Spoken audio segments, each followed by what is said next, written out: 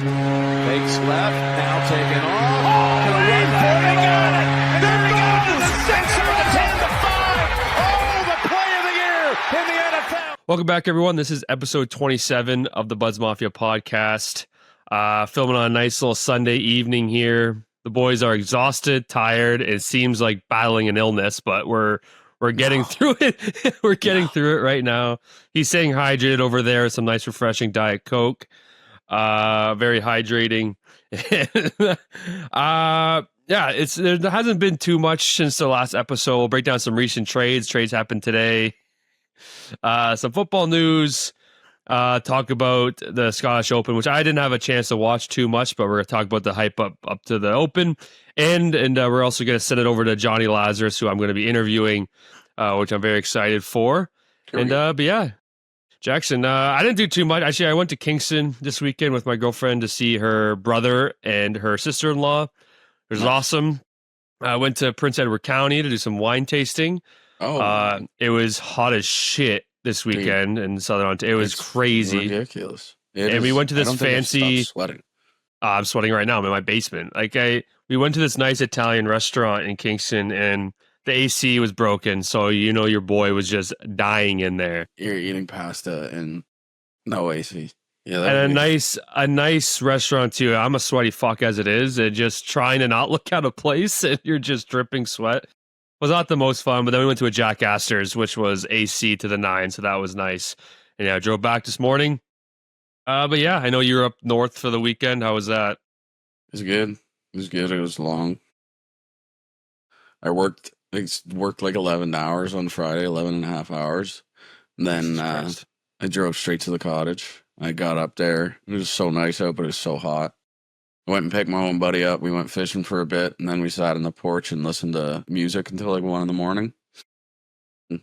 Yeah, Saturday, got up, went golfing, and then spent the entire day out on the water. Swimming, fishing, and fun. And then, I woke up this morning at like 6:30, and I was like, I think I need another hour of sleep.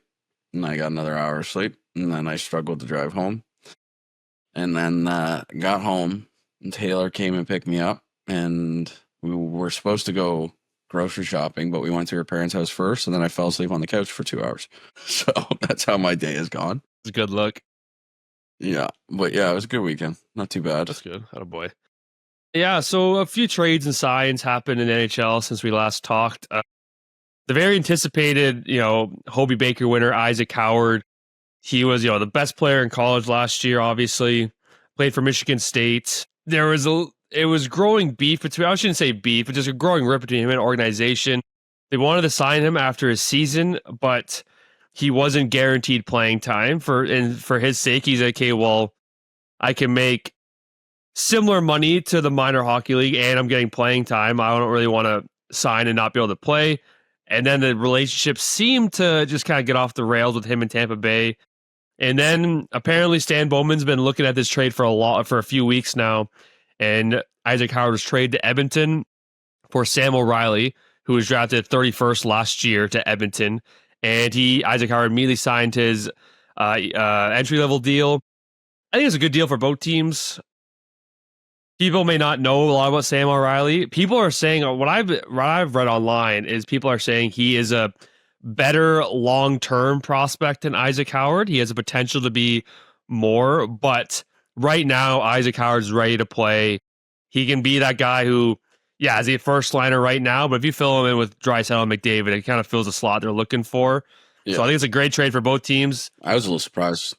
I think a lot of people were saying Edmonton gave up quite a bit. Like, Isaac Howard didn't really want to play in Tampa anymore, and then you can basically say you gave up a first-round pick because it's a first-rounder from last year. So, but I think it's a good trade for Bowman. You need some more depth on the wing, a player who's ready, eager, and he seems pumped. I remember he did an Instagram post about it, and he didn't say thank you Tampa Bay once, which he's not like obligated to. But again, they're the team that gave you a shot, but obviously they didn't want to rush it with you, and he got a move. I don't think he ever requested a trade, but I think the relationship was so turmoil, and people were and Tampa was getting calls, and if you can get a solid prospect like Sam O'Reilly, I think it's a great move for both teams, and I'm excited to see what he can do in Edmonton. It's I was a little surprised when I saw it come across. I knew that we had talked about him being kind of up for discussion and that both sides were kind of having a tough time, but I was a little surprised that it happened.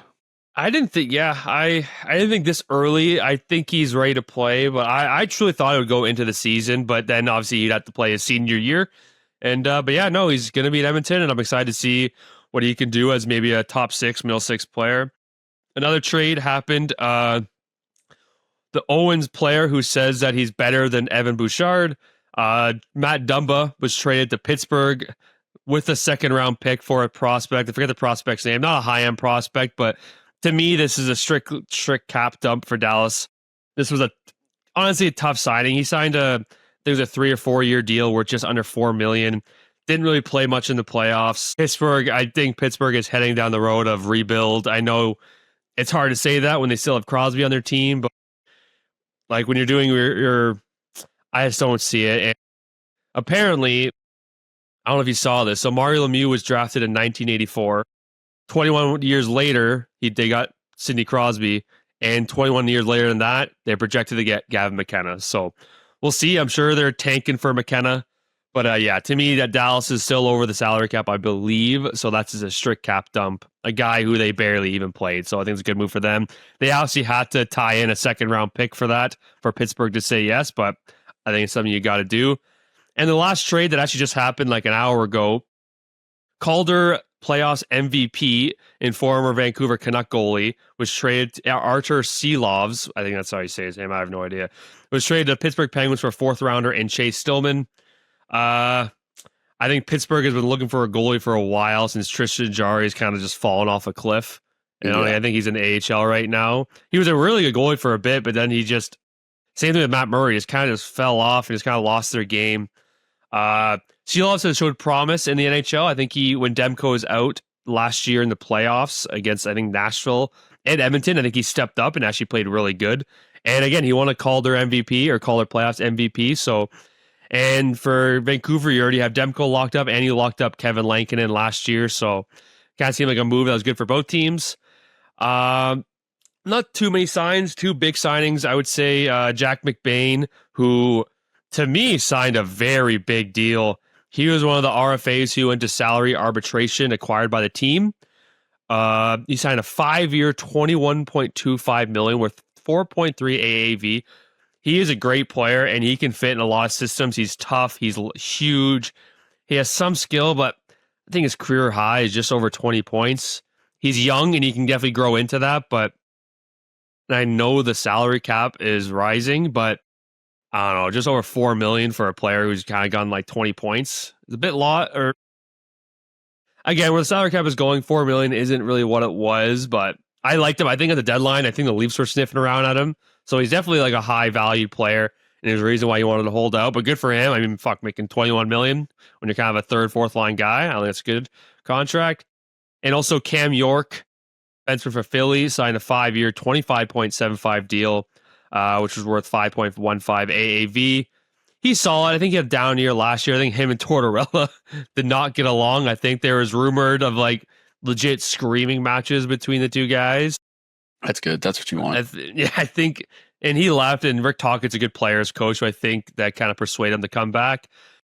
People may argue that over 5 is a bit much, but he has the talent to be a very solid top 4 defenseman. And again, $5 million for a top 4 defenseman is a very good deal. So I think it can turn out to be a good deal for them.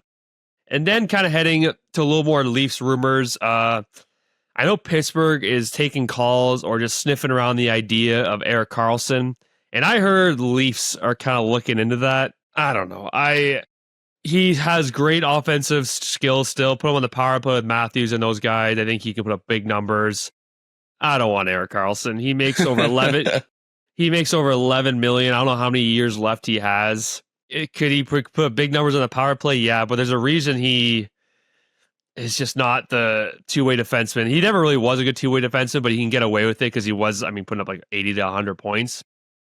I don't know what your thoughts on it. I know Pittsburgh, if they made a trade, they would definitely retain some salary, but I don't want to take on his contract. No, I wouldn't. And all you've heard over the last few years is just the decline and even overall just skill, So Yeah, it's like it's I don't see the big upside on that. he had 53 points last year. He's a minus 24. I know Pittsburgh was not a great team. So again, put him with some better players. But he could slot in well, but it's like, like how old is he? He's got to be what? Okay, well, yeah. So how old is he? He's 35, and he has 2 more seasons at 11.5. And again, Pittsburgh, if they were to trade him, they would definitely retain some salary. Like, you just have to.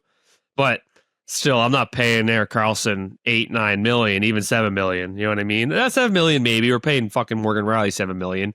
But yeah. So, but I'm hearing a lot of because the Leafs are still on the look for that the first line winger, top 6 guy, and they think because they really like their defense, but they think because I really don't think they want to get rid of Cowan. I think they've been weighing this guy for a while. If it was a phenomenal deal that came across their table, like last year, Mikko Rantanen, they asked for Cowan, 100%, they're doing that. But I think for a Nazem Kadri, I love Kadri, but I think we said this last week. I don't want to trade Cowan for Nazem Kadri. I want to give this kid a shot. He's finally ready. I think he can. At least he's now at the age that if he's not ready yet, he can play in the AHL. That was kind of a shitty thing last year where he was too young to play in the AHL. Mm-hmm. Wish they just changed that rule. The minimum is now 19, what I think was a stupid rule in the first place. But yeah, so I mean, I'm hearing Jack Roslovic rumors. I think they want to kind of free up some cap space for that. They freed up a little bit of cap space with the Ryan Reeves trade. Ryan Reeves has traded the Sharks for Henry Thrun. This kind of a depth defenseman, doesn't make much money. I think we have $5.3 million in cap space, I believe now, which you can definitely get a Jack Roslovic, I think, but that kind of clears out your cap. I don't know. Did you see Ryan Reeves' comments about Toronto? To be honest, I didn't think they were that bad. I think he's always been an outspoken guy. Trust me, I think he was honest. He's I'd have a good game, that I'd miss 3, but again, that's the life as a 4th line extra player, right? You don't. Just because you have a good game doesn't mean it's all matchups, right? It's tough. I don't know. I didn't take it as a shot at Toronto. I didn't either. More or less, people want to get on him at it. I didn't care. Just didn't work out. No, it didn't work out. And you're coming in with a new coach and new manager, and in my opinion, I didn't care about what he said, but also, I don't know, man. He didn't really play his role, in my opinion. That's the reason he didn't play much. I know. The fighting is somewhat kind of getting out of the game. It's still an important part of the game, but it's not as much as it was 10, 15 years ago. No, but he wasn't throwing the body around. He fought one time in 2 years. Yeah. He's not an offensive guy. He even knows that himself. And yeah, he can, if he still gets going, he can still crush a guy. But I'm sorry, man. You're here for, obviously, a locker room. The guys loved him. But also, you're here to fight. It's just what you're paid for. And you fought one time. And I think it was against Olivier on Columbus, and I can't remember the result of the fight. I don't think he did very well. No, he did not do very well. And San Jose, I think he's going to be good for those young guys, kind of learn from him. I mean, not learn any offensive skills, but just learn the veteran presence of everything. Yeah, exactly. Good locker room guy. I think every single guy who's on his team loved him. So yeah, I didn't take his comments anything to heart. Again, he's 36, 37. Do you think he gives a shit about what people think of him? He said the Leafs media, it's hard, and I think that's not news. That's not new news, right? No. So I think he was just speaking truth, and I didn't take anything from it. I'm hearing Jared McCann also from Seattle. I would love Jared McCann. It's hilarious how we had him a few years ago, and then we let him go to Seattle. Picked him up in the expansion draft. I would have liked to predict him because I think the next year he put up 40 with Seattle. So of course, yeah. But I would love him. I don't know what his cap space is. I don't think he makes very much, but I think he's almost a free agent. So wouldn't mind him. I know we're looking for someone for that right side because Nyes plays the left, but that's why Roslovic would be kind of key. I think we want to kind of free up some cap space so we're not at complete zero going into the season. But that would be nice. Yeah. But it's one thing I want to talk about, and Daily Faceoff, who our guest later on, Jonny Lazarus, does a podcast for Sir Valley on Daily Faceoff. So I'm not calling a shot, but they do predict the Leafs to miss the playoffs next season, which I don't, again, I get it. You lose a 100-point player and you don't really, I love Nick Waugh, but the value is a complete different level there, obviously. Yeah. I don't hate it. I'm still confident the Leafs will make the playoffs. I still think we're better than Ottawa. Think Tampa's just getting older. I still think Tampa's a good team, but Hedman's getting older. Vasilevsky's getting older. Florida's going to run the league. That's not, but I don't know. I'm still pretty confident they're going to make the playoffs. New York got worse, so I'm not really worried about a wild card. I'm not worried about Detroit, even though they got Gibson. Like, if we have Stolars and Wall and Nylander, if we have a healthy Matthews, Nyes, and Nylander, I'm pretty confident that we'll still make the playoffs. Not easily, but I think it'll be a little bit tougher, but I think we can. Like, I still think we'll finish top 3 in our division. I don't think we'll win the. No, I'd be shocked if Florida didn't win. I think it's, and trust me, Montreal got better too. I think it can be. I think it'll be Florida. I still think Toronto can finish 2 in the second division. I still think they can. Yeah, I think it'll be. It's depends. tough. It's tough, but I think it'll be Florida, Toronto, and I think Montreal will finish 3rd. I think they got a lot better. I know Montreal fans think they're going to win the President's Trophy, which is fucking ridiculous.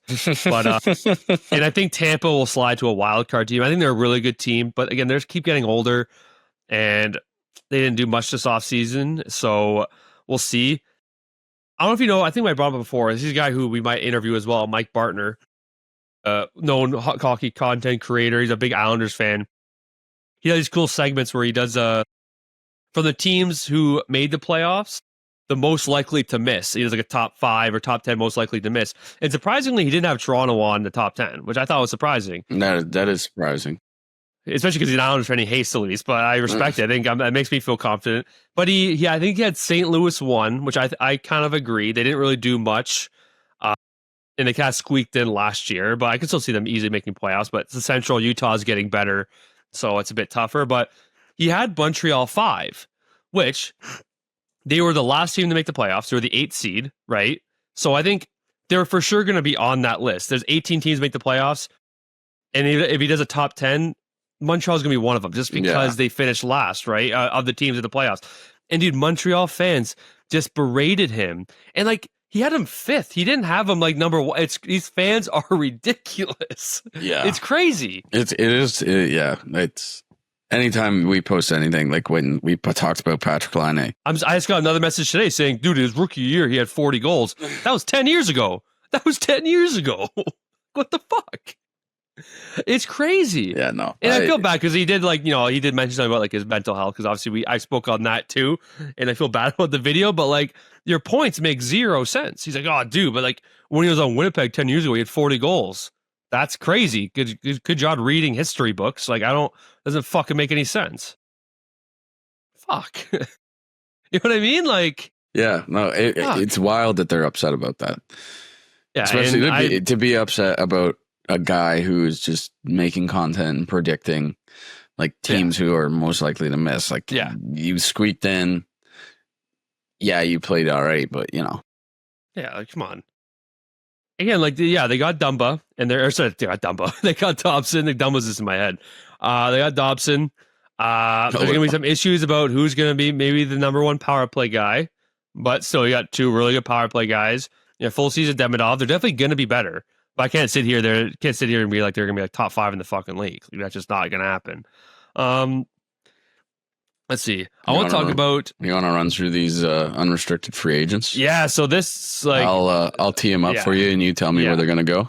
Yeah, it's so the class ridiculous. of 2026 is ridiculous. The unrestricted free agents, it's wild.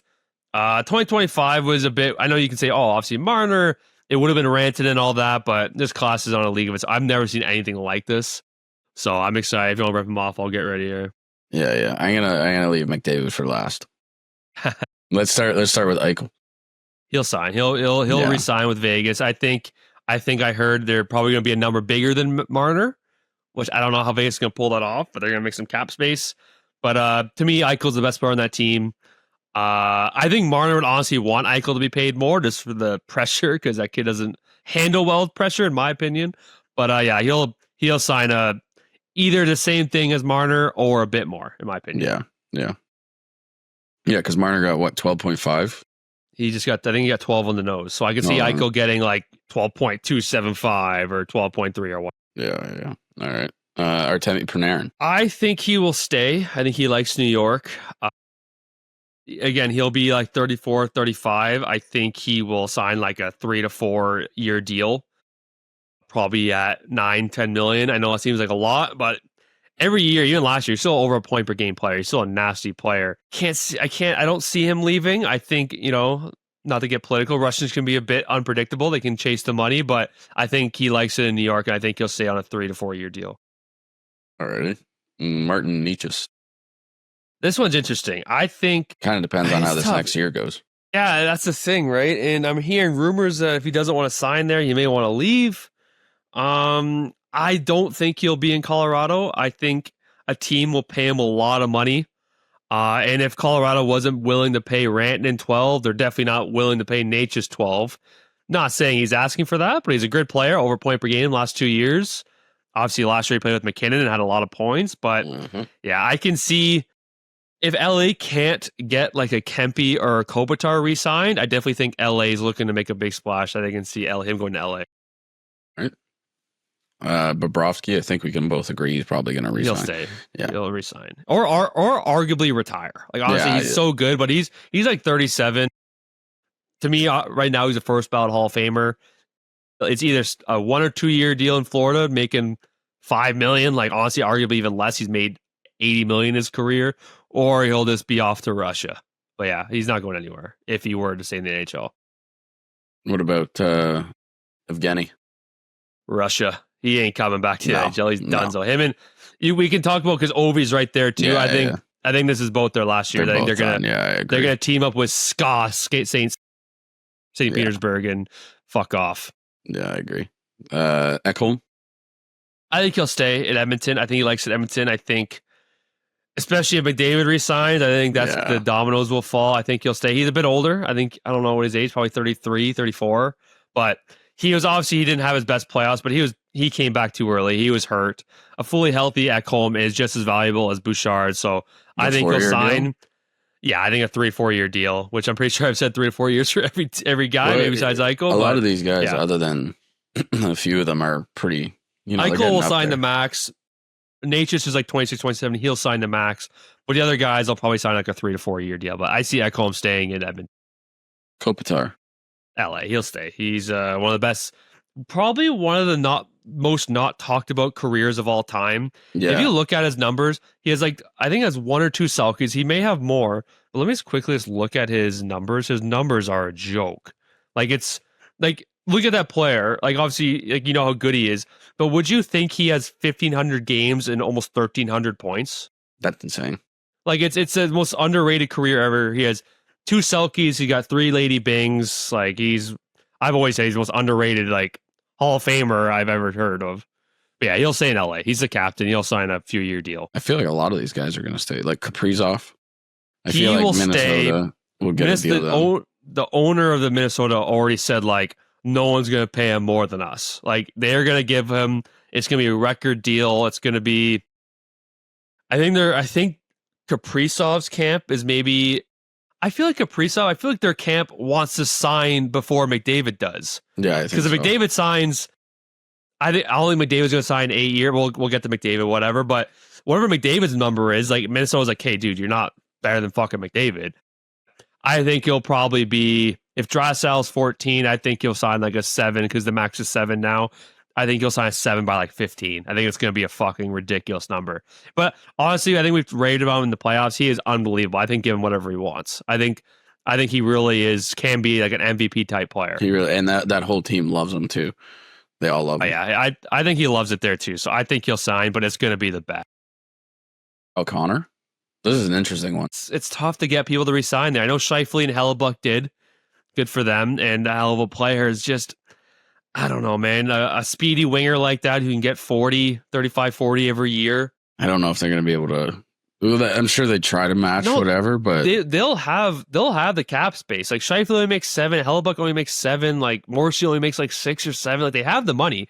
They can give him a $10-11 million deal. It's just I think it's strictly on him. I'm trying to think of a team.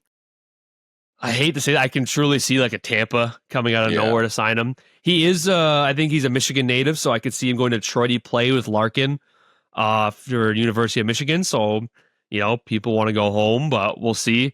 But if I had to guess, I don't think he's staying away. All right. Adrian Kempe. This one's a little tough too. It's tough too. I think it's 60-40 he stays. He's a really good player. He's not a ton of points. He gets a lot of goals. Like he's a guy who gets like 40 goals, but like 20 assists. Yeah. But he'll get you 70 points every single year. He's great in the playoffs. Again, I can see a team with this amount of cap space in the next few years offering him like 11 million a year, 12 million a year. I know it's crazy numbers for a guy who has 40 goals, 70 points, but teams want to make splashes now with the cap space. They're not afraid to spend it. So might as well. I think he'll stay. But I think they may have to overpay a little bit to keep him. What about Alex Tuck? He'll stay. I think he'll stay. I know it's crazy to say he'll stay in Buffalo, but he's a Buffalo native or he's like from Syracuse or something like that. I think it's going to be a big number for him to stay, but I also do think he loves it in Buffalo. Which, fuck, dude, if a guy wants and loves it in Buffalo, give him whatever he wants. Yeah, no. Give him a house, give him a mansion, give him whatever he wants. Give him ownership of the team, honestly. But I think he'll stay. He's a great player. I would love him on that right side of Matthews and Nyes, but I think that'd be a high asking price. I think he'll stay. So I tweeted with that post, I tweeted underneath it what I think everyone would do. And I said Tuck is likely staying. And they're like, are you fucking stupid? It's Buffalo. I'm like, hey, man, he said he likes to stay. And I think they're already working on an extension. So I think he'll stay. John Carlson? He'll stay. He's one of the all-time Capitals, won Stanley Cup there. He's a name you don't really hear much about, but Ovi gone. I still think he'll stay. I think he'll sign. He'll be old. I think he'll stay. Yeah, I agree. Rasmus Anderson. If he's not traded, again, I can see Vegas picking him up. I don't think he stays in Calgary. I think they're already working on a deal. I'm hearing a lot of Vegas, like I said, which just fuck off Vegas. But I don't think he's staying in Calgary. I think Calgary's on the decline. I think if I think it's a team, I do think it'll be Vegas. All right, this last one, and then we'll get to McJesus. Philip Gustafson. It's tough. I think he'll stay in Minnesota. I'm trying to think. Do they have another goalie prospect? He had a tough year last year. He was known as like one of the best goalie prospects in the world for a while. Yeah. He was actually decent in playoffs. He had so in the regular season and playoffs, he both had a .914 save percentage, which was really good. His goals against was a bit higher, but I'd rather have a good save percentage than goals against, obviously. But they have, the thing is though, so they have Jesper, sorry, I got to mix up. So they have a guy named Jesper Wallstead, who he was a first round pick a few years ago, and he's really starting to find his game a little bit. He's got a sniff of North American hockey, so maybe a bridge deal for Gustafson, but I think they'll keep him still. Wallstead, he's a generational prospect, they're saying, as a goalie, but you never know with goalies. Goalies can sometimes will not hit their stride till they're 30 now. Yeah. It's so hard for a young goalie to step in. The whole exactly. It's so hard. People are saying Stolarz, I don't want to sign him till he's 35. Dude, goalies are in their mid 30s now. That's when they're elite. Bobrovsky's 37, Vasilevsky's late 30s. These goalies now, it's so hard to get a young stud under 30 in net. Yeah. All these good goalies are above 30. So I think he'll stay. I think it'll be a bridge deal, but yeah, it's tough. I mean, Edmonton will be all over him, though. I feel like if it's any team, it'd be Edmonton. But yeah, that would be my guess. And now, speaking of Edmonton, Connor McDavid. I'd love to say the boys in blue and white, but he's not coming to Toronto. He'll be staying at Edmonton. He'll sign a 4-year deal, maybe even a 3-year deal. Won't be long term. I think they said discussions will start next week. I believe they said. I think it'll be 4 years at. Fuck, dude, at 4 years, you can easily get him for 15, 16. I can't see it being higher than 16 million. I think if Draisaitl makes 14, even though it is 8-year deal, I think at 4 years, yeah, maybe the same as Draisaitl, 14, because again, these guys got to realize you need cap space to win, but also guys want to get paid. So I can't see it being higher than 16, but I think it'll be in that 14 to 16 area. Yeah, but he'll stay. He'll stay for the time being. I agree. I'd be crazy surprised if he left. Yeah, and they're making moves now. Again, I think they're working on extensions for Wallman as well. So I think they've done what they could this offseason, and I don't think they're done yet. No, I don't think so either. A few more hockey stuff to talk over. I don't know if you saw that Nick Tanarski feeding some guy his lunch during golf. So fun, dude. I've never seen someone get in a fight, and every single time he punches someone in the face, he yells "bang." bang, bang. It was so funny. You want some of this? I told you not to fuck with me. It's so funny. So let's break it down. So the guy who got kicked the shit out of, he was slow play and he was just drunk as being an asshole, right? Yeah, so basically what it was is there was a twosome, which is the guy who's being an asshole, in front of a foursome, which was Nick Tarniski's group. And they're like, come on, pick it up a little bit or let him play through. And if you're a twosome on a golf course, you shouldn't be slowing down a foursome. That's crazy, yeah. The guy came out afterwards and made a video and was like, it was a good video. I think a lot of people respected him for it, yeah. Yeah, he's like, it's not one of my finer moments, but immediately lost his mind. And then they were trying to defuse the situation, and then it just got to the point where he got too close to a guy who had, I was reading, like, he had over, in professional hockey, he had over like 100 fights easy, something like that. Yeah, he played for the Rangers, I believe. I'm not sure other teams, but yeah, he had a couple, 80 to 100 penalty minute seasons, and I don't know if you saw this guy, he's a mutant. He's a unit. He literally picked him up with one hand and threw him in a pond. Now there's a stake that says... It's so good. And then when he got out of the pond, every time he punched him in the face... Yeah. It's so great. I think it was in Alberta. I don't know if it was Edmonton, but it was in Alberta somewhere. I think they're investigating it, but I don't think anything will come out of it. I mean, I don't know. The other guy, say what you want. He didn't swing or do anything, but he was running his mouth and the guy was warning him, and then it just escalated. So I don't know. The guy got fucking fed 20 knuckle sandwiches, but he apologized, and he definitely seems like he's not like suing or anything. So I think it's going to blow over soon. And again, he said, I played 36 rounds of golf or 36 holes of golf and drank a lot of beer. I was just an idiot. So good on him for that. Fucking an all-time clip. Which is the last time he runs his mouth. Oh yeah, he'll be done. Final few things here. Dale Hunter, head coach of the World Juniors. I love what they're doing for World Juniors now. They have a specific management team now, and the selection will be done a lot earlier. Dale Hunter, one of the all-time junior coaches, has won like 3 Memorial Cups. He's coached London forever. He's going to have we had a tough showing last year, but obviously we have the superstar Gav McKenna coming into the World Juniors, going to be our top player. So I'm excited for that. I'm not sure where next year is. It's definitely not in Canada. Oh, I think it's in Minnesota, so that's going to be sick. I'm excited for that. I mean, USA has owned us in the World Juniors last 2 years. They've been dominant, so let's see what we can do here. Quick little top 100 NHL players. Puck Empire. I love Puck Empire. They posted their top 100 players. We're obviously not going to go through all of them. But I know Leafs fans were pretty livid at it because Austin Matthews was labeled 19th. Comments. Yeah. Well, we've somehow got to a point where Austin Matthews is underrated. Yeah. And I commented this, and it's tough, but honestly, looking at the guys above him, I don't know who I would take over Matthews. Or sorry, I don't know who I would have with Matthews over them. Like I don't know. But Tkachuk. Yeah, Tkachuk. Yeah, he's great in that system. But one-on-one, I'm taking Matthews over Tkachuk. I don't care what people say. He's better. I understand Slavin's incredibly underrated. Incredible defenseman. Really good. I don't know, man. I'd probably still take Austin Matthews. Pasternak. That one's tough. Pasternak stays healthy on a shitty Boston team. He had over 100 points. Yeah, true. But again, it's you could say like, oh, all these Leafs comments are when he's healthy, he's this. When he's healthy, but like, I don't care what people say. Health is in a player's value. It 100% is. You have to. Like, yeah. Oh, when he's healthy, yeah, he's a 70 goal scorer. Okay, he's healthy 60% of the time. Health has to be valued. It has to be considered in the value for contracts. It has to be validated when you're doing these debates. Like, it's part of the game, and I respect it. And it sucks, but it really has to be in that discussion when talking about that. And Pasternak has stayed relatively healthy. I think I'm still leaning Matthews, but it is so tight and it's so tough.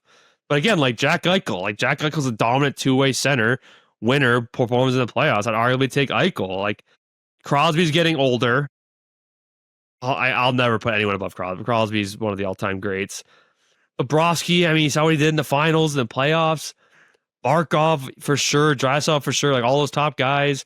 Kaprizov, I think Kaprizov's better than Matthews. I think it's tight, but Like Kaprizov, we've raved about Kaprizov a lot. He is insane. Sure. So, but yeah, I want to bring that up.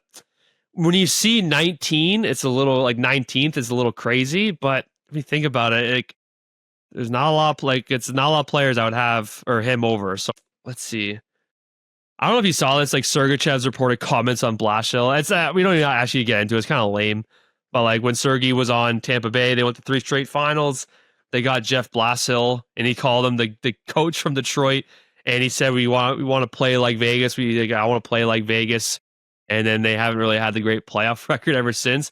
I don't think those reports or comments are 100% accurate. I just thought it was funny, but yeah, I don't know. Russian player, these guys don't give a shit. They'll say whatever the fuck they want. Okay, 2 little prompts before we kind of get into your question and wrap up hockey. So this is a question that I'm going to be asking Jonny Lazarus because obviously he's big in the USHL, college hockey, and all that good stuff, NIL, which is awesome.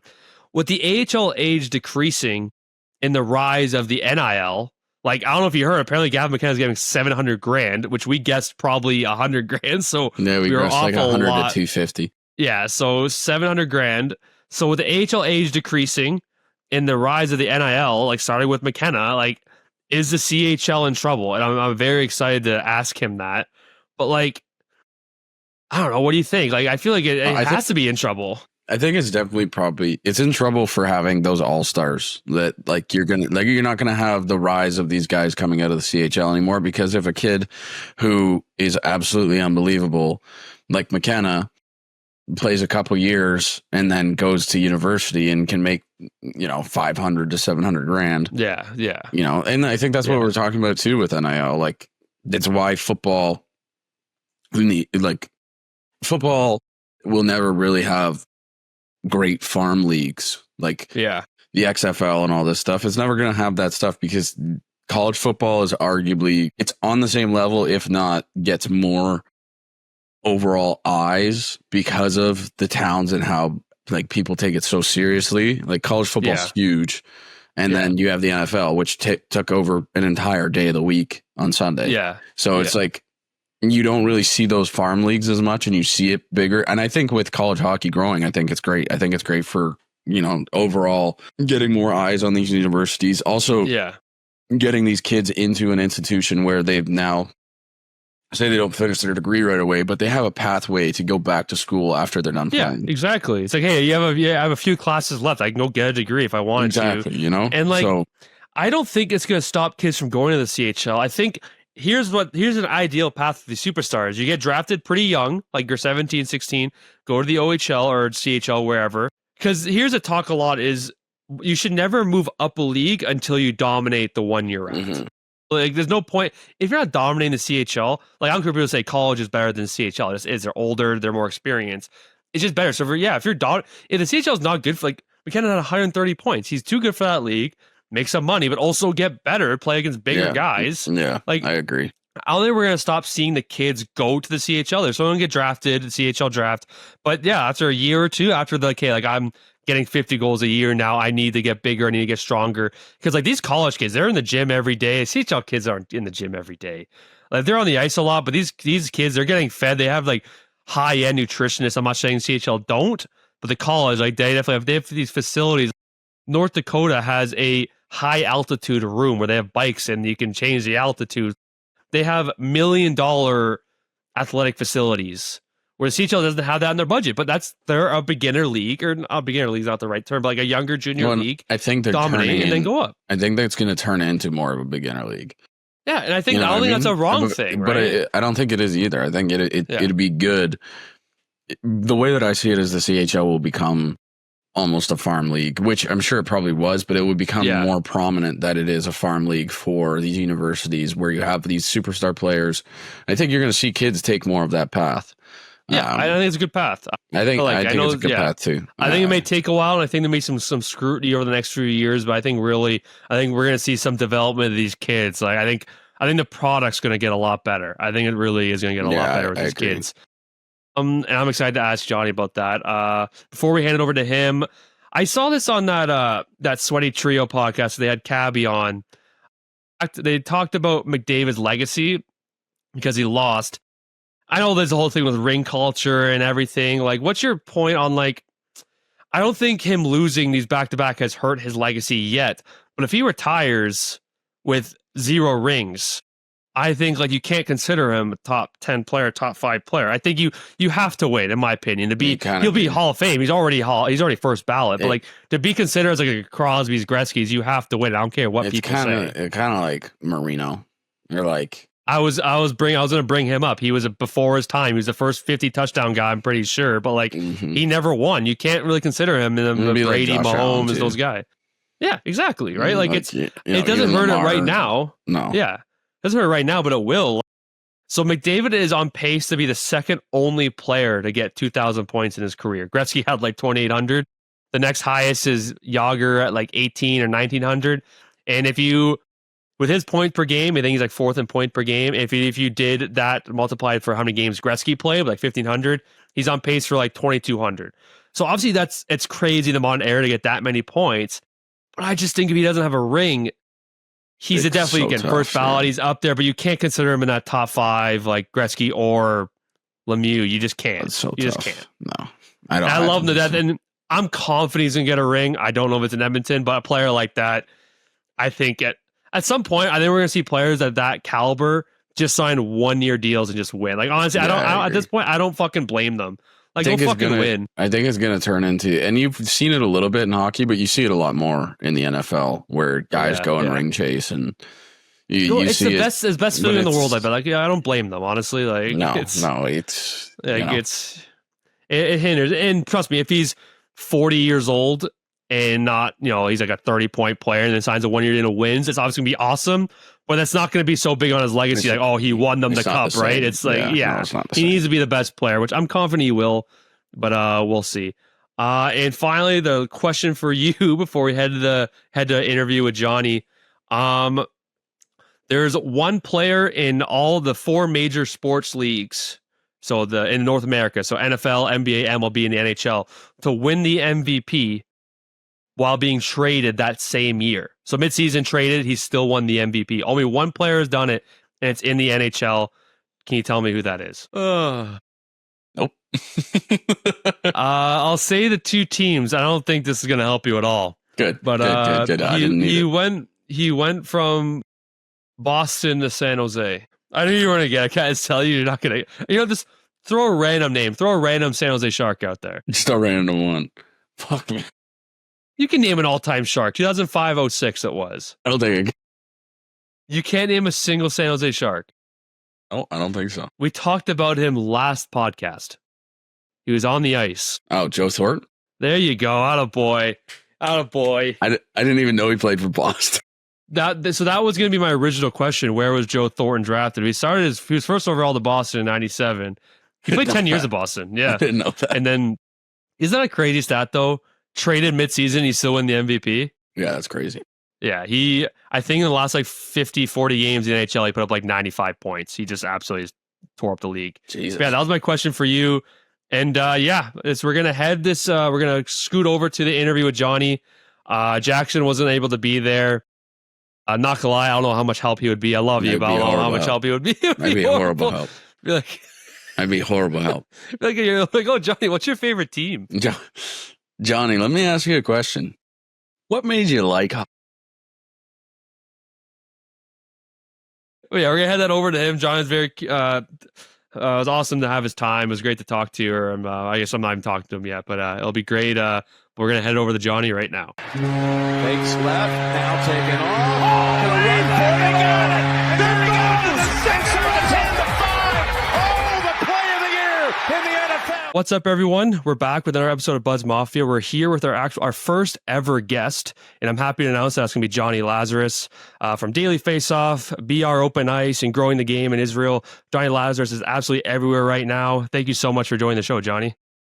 Thanks, Ryan. I had no idea I was the first guest. What an honor. So very cool to be the first. I still remember my first guest on the first show I ever did. So hopefully I can have the same impact that Max Calter had for me. Yeah, I mean, this is episode 27 now, and I've been looking at your stuff for a while, and I appreciate you getting back to me right away. When I reached out to you, you're heading to LA for the NHL draft, right? How was that experience? I know the from the fan perspective, it didn't get the best views, but what was your kind of perspective of it, like covering it and everything like that? Yeah, I mean, I definitely agree with the fans. Like that first night took about 5 hours, I want to say, just from one round. Yeah. And listen, it's very cool. I've worked drafts before, but like the last draft I was at was 2023, and I was more backstage, so I didn't like really see how long it took between picks and whatnot. But again, like this one definitely felt different because there weren't so many kids there. Like after round 2, it kind of got quiet. Yeah. But being there, for the first round, meeting all the guys that were there that got picked on Friday night, which is really cool, and interviewing guys like Mason West, who was a big storyline to Chicago. Obviously a kid who's going to go play his high school football season at Edina and then join Fargo in the USHL. It's a pretty cool story. So hanging out with him, meeting him, Ben Keevan, another one, and getting to meet a lot of these young kids who, again, for me in that situation, it's weird, right? Because like I'm usually around NHL players and I sometimes get nervous talking to them, but like the draft is the only day of the year where the players are more nervous to talk to me than I am to talk to them. So it's kind of fun from that perspective. But like I had a great time. It's always nice meeting new people. And one of the things that is a shame about the draft being decentralized is that like you're not meeting as many people as you possibly could be. It's a great like networking event and like going out with people in the NHL. And in 2023 in Nashville, like I met so many people that worked in the league because everyone was there. So it's a shame on that sense, but yeah, I had a great time. Yeah, like I think all the GMs voted. I think it's going to happen again next season. I'm not sure if that's 100% or not, but I mean, it started off with a hot start, obviously with the whole Schaefer. That was unbelievable watch. There probably wasn't a dry eye in the building, but then later on, I think Roger McQueen went 10th to Anaheim, and I'm pretty sure by the time he flew to Disneyland, the 18th pick wasn't even selected. So it definitely took a while, but end of the day, I think it was for the players. So we'll see how it goes next year. I'm sure they're going to do some tweaks to see if it can maybe speed up the process. You would think so. Yeah. So yeah, I would like to kind of dive into kind of your media grind and origin story. So I know you played college hockey at UMass as well as Mercyhurst. When did kind of a career in media and content kind of catch your radar? Is there a class you took at college? Was there something that kind of caught your eye? Kind of how was that transition like and knew that's the field you wanted to go into?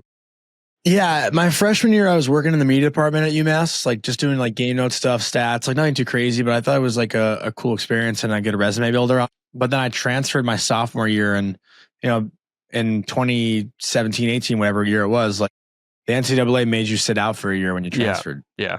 I couldn't travel on weekends when my team was on the road and I couldn't play in games for a full year. So I kind of like, I lost myself and I was seeking something to like pass the time or something to look forward to. Cause like, honestly, it was really depressing. Like I'd go to practice every day and I'd have nothing to look forward to on the weekends because I can't play.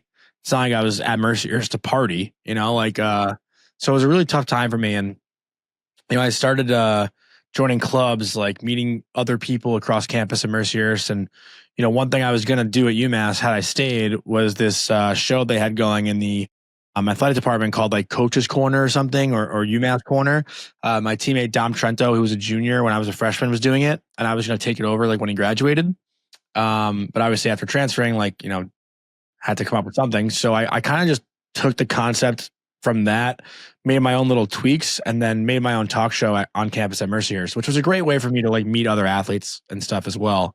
But that's really like how I got my start. And that led me to interning with the Erie Otters my senior year, and then started my own podcast like end of senior year at the start of COVID. And then COVID is really what helped my career, honestly, because, I'd reach out to people for an interview and everyone had nothing but time on their hands. So like, people were so kind to take 30 minutes out of their day just to talk to me. Like it was like, I always feel a little weird saying it, but like COVID was the best thing that ever could have happened to me. Yeah. I found a lot of people and like across YouTube, across media, I feel like they've all said COVID really helped jumpstart their career because everyone had nothing else to do. People were bored trying to watch stuff. Everyone had time on their hands. So I feel like I've heard of that a lot where COVID seems to have helped a lot of content creators and YouTubers as well. Throughout your journey in media, like what was you think like the specific moment that made you think like, okay, I'm doing this here. I'm starting to make some leeway. I'm starting to get my name out there, and I'm really starting to make my stamp in this atmosphere. There was one clip I had, 2022 Game 1 Rangers Penguins. Philip Hedl scored the goal. I think Capo Caco was called for goalie interference. I'm not like I wasn't a big fan. I'm not a big baseball fan. But I loved the John Boy lip reading videos and like all the breakdowns and stuff like that. If you're familiar with John Boy, I decided to make a breakdown video of this like goalie interference call because I thought it was a bullshit call. Kako was pushed into the crease by Mike Matheson, and that's why contact made with the goalie. Yeah. So I made this like breakdown video, like 2 minutes or whatever, and it caught on. Like people were responding, and like that was game 1 of the playoffs. So I was doing a Ranger podcast basically like by myself at the time. I think Cody, my co-host, joined a little bit. Yeah, he might have been on it with me, and Avery, whatever. That was the first time I posted a clip, I think, and it got like, not like viral, but like reaction and response. Yeah. And I just started doing more of that kind of stuff, like not necessarily breakdowns, but like more video clips and like posting my face behind my takes. Yeah. I think that was really important because then people become like, it's all about consistency. Like, people become familiar with who you are if you keep posting yourself, Yeah. And at the time, like clips weren't really a big thing. So that specific clip, I think, is when I was like, oh, like here's another tool that I can use to grow. Right. For that moment, for sure. Nice. So you have your hands in a lot of different stuff like the IEHL, VR, Open Ice, Daily Faceoff. Kind of what's like your typical work week like? Is it kind of changing all over the place, a lot of travel, kind of just going with the flow, like kind of what's your day-to-day kind of like? Yeah, in the summer it's always different because I'm just like looking for more stuff to do. Like I'll do a lot of hockey camps and stuff in the summer. Nice. But during the season, I'm like, if it's Monday, I'm waking up at 7:15, probably getting a coffee, doing my prep for our show in the morning for Daily Faceoff, Morning Cup of Hockey. After the show, I'll like if the Rangers are playing, I'm heading to morning skate to watch the Rangers, watch the road team. I'll like grab some guys and do interviews at morning skate. I get out of the garden by like 12:30. I come do lunch. I write up my article. I'm, doing any other assignment that I have that day. And then, maybe I have an hour to go to the gym before I have to head to MSG. And then I get home, I go to MSG, I do the game, I do the questions after the game, I post clips after the game. It's like really a full day's work when everything is super busy. Yeah, it's a lot of travel, a lot of moving around. Weekends are dedicated to doing broadcasts for college hockey. And now next year I'll be working with the USHL. So doing a lot more with them. But yeah, it's cool because like every day is different. Yeah, for sure. And there are some days where like it is kind of quiet, which is nice. Like those are the days, honestly, like I'll do the show and I'll probably be done with like everything I have to do by like noon. And I just take a fat nap, like 2-hour nap. Like, and those days are great when I can. Yeah. But that's the beauty of this career is like, yeah, like there are days where you kind of feel like you don't have a second to breathe. And again, like I'm always going on other people's shows too, like as a guest, like that's important. But it's, it gets boring quick. Like I had the week off last week and I'm like ready to get back, but we got another couple months of just like quiet. Yeah, for sure. I'm sure you've been asked this a lot. I'm sure it's kind of a normal question, but what advice would you give to other content creators? Because for my journey, like I started Buds and Pucks and Buds Mafia like a year ago. Buds Mafia was a few months ago, and you learn like each clip of mine. I felt like got a little better, whatever it was the cover photo, just the whole audio, everything you see, you find, you do research of others, and you kind of find what niche you have and everything. So what advice would you have to content creators? Because I've admired your career for a long time. I kind of love what you do in all your hands, different hats. So kind of what's advice that you have and what's the best piece of advice that you've also been given yourself? Yeah, I mean, there's a lot of advice I've been given. One of the things that stands out was like my junior year of college. I spoke to Large at Barstool, if you know who Large is. That's one of the personalities there. Yeah. But my now ex-girlfriend, her mom's boyfriend was like good friends with him and like just was kind enough to talk to me for 20 minutes. And he said like find a company you want to work for and tomorrow pretend that you do. So like for me, it was the Bleacher Reports of the world. Yeah. I was a big fan of like Adam Lefkoe and obviously like the Spin Chicklets guys I loved. And I just like kind of looked, and Big Cat is my favorite. He's my favorite media personality. But I kind of looked at what those guys were doing and I put my own personality behind what they were doing and did it myself. Like that was really the best way to attack it. Right. And some of the things he said was like, every kid is going to apply to a job and say, oh, if I get this job, then I'll start doing this. But like, really, you got to build it before you get the job. Yeah. And when you apply, you have something to show these companies. So for me, I just started acting like I worked in media. Like I was doing the Ranger show. I was posting clips. I was tweeting as if I was like covering the team. And, that kind of helped me get noticed. And, I think another big thing is, like I said before, being consistent. Like I was trying to post like one clip every day, like something every day. And, it could be exhausting at times, but like, I also just, I fucking loved it. I don't know if I can curse, but yeah, you can. Yeah. Yeah. I really just, I fucking love doing it. Like I really, like even when I was working a 9 to 5, my first job out of school, like I couldn't wait to go home and like do hockey content. Yeah. Like I was going to my job, commuting 45 minutes, going home, eating dinner, and then I just go right to my computer and start just like creating stuff. And you really just got to love it. And it's got to be genuine. Yeah, for sure. That's kind of like I have a 8 to 4 job now that's nothing related to sports whatsoever. I'm a media coordinator at a pest control company. So nothing even related to sports, but like I come home, do the same thing. You say pest control? Pest control, yeah. What kind of media are you doing? We run a website. We have we also have a marketing company. So we do a podcast for our marketing company, but yeah, just keeping people involved with bugs, learning them more about bugs, stuff like that. It's trying to keep a bug problem in my apartment, honestly. Yeah, there you go. Right. So it's like come home and I learned more from that. But yeah, I come home and just my friends are like, don't play video. Like I like doing hockey content from 5 to when I go to bed. Like I love it. And me and my partner Jackson, who started our podcast a few months ago, I said like, because our views were starting to get bigger and bigger, and right as it happens, or I know it's a slow race, but I said I'd be doing this with you if we got 0 views. And that's kind of the way we always kind of look at it, right? Like I love doing it with him. And at the end of the day, I would like to get bigger and bigger and become one of those big boy podcasts. End of the day, I'll do it for free and I'll do it just for 0 views, right? That's kind of the mentality we have going into it. And I think that's the best way that we kind of look at it, right? Yeah. And that's the stuff that, again, like I don't like listening to people that are like trying to put out content that's to grow followers. Yeah. It's like again, another piece of advice, honestly, when I first started, I was trying to sound like smarter than I am. I wasn't like being myself. Yeah. And I think people like relatable, genuine people. 100%. And I just started talking as if I'm like your like buddy to buddy. Like that's really how I try to be and what I am away from the mic. So I just brought that to the mic, and that kind of helped me, I think, grow too. Just like when people listen to me, if I sound like a fucking idiot, like that's genuinely me being a fucking idiot. And if you gain followers and likes because of that, then people actually like you for who you are and not someone you're trying to be, right? So 100%, exactly. I agree with that.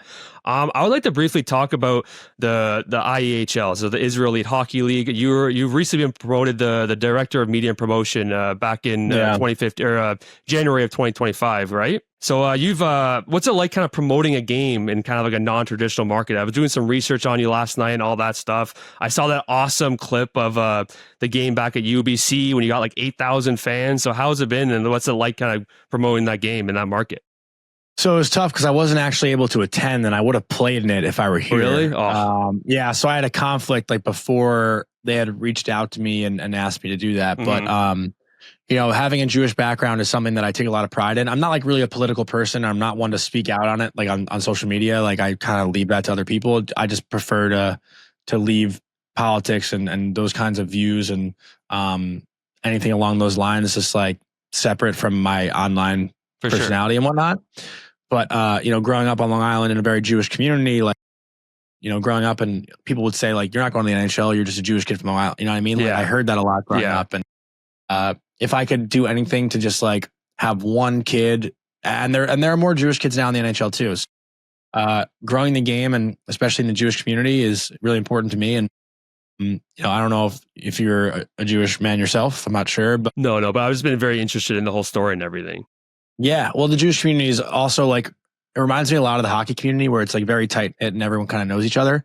So when I have a chance to combine the two, like for me, it was just a very passionate project to work on. And, there is a Israeli elite hockey league that goes on in the summer. They had to pause this year because of everything going on. And, there are some good players that like come out, like, we interviewed Ziv Boyum last night for our show tomorrow, and his parents come from Israel. Like the game is growing. And, sure. I know it's a little bit of a controversial thing to talk about, but growing the game is growing the game 100%. in my mind. Yeah, 100%. Yeah, it's something I take pride in, and it's not like a job that I do every single day. Yeah. But just trying to help the league grow and help Jewish hockey players advance and get to the next level. For sure. I love that. And you've said, I think I've heard you say before, that your goal is to make hockey more fun and inclusive. And what in your mind is still kind of holding the sport back at the moment? I think there's a lot. I mean, the price of the game obviously is Yeah. one thing that comes to mind the most. But I it's funny, like even just having the typical sports fan become familiar with hockey players, like our show airs tomorrow, but like we recorded last night, and a big thing that I talked about, this new part of the CBA where players don't have to wear suits.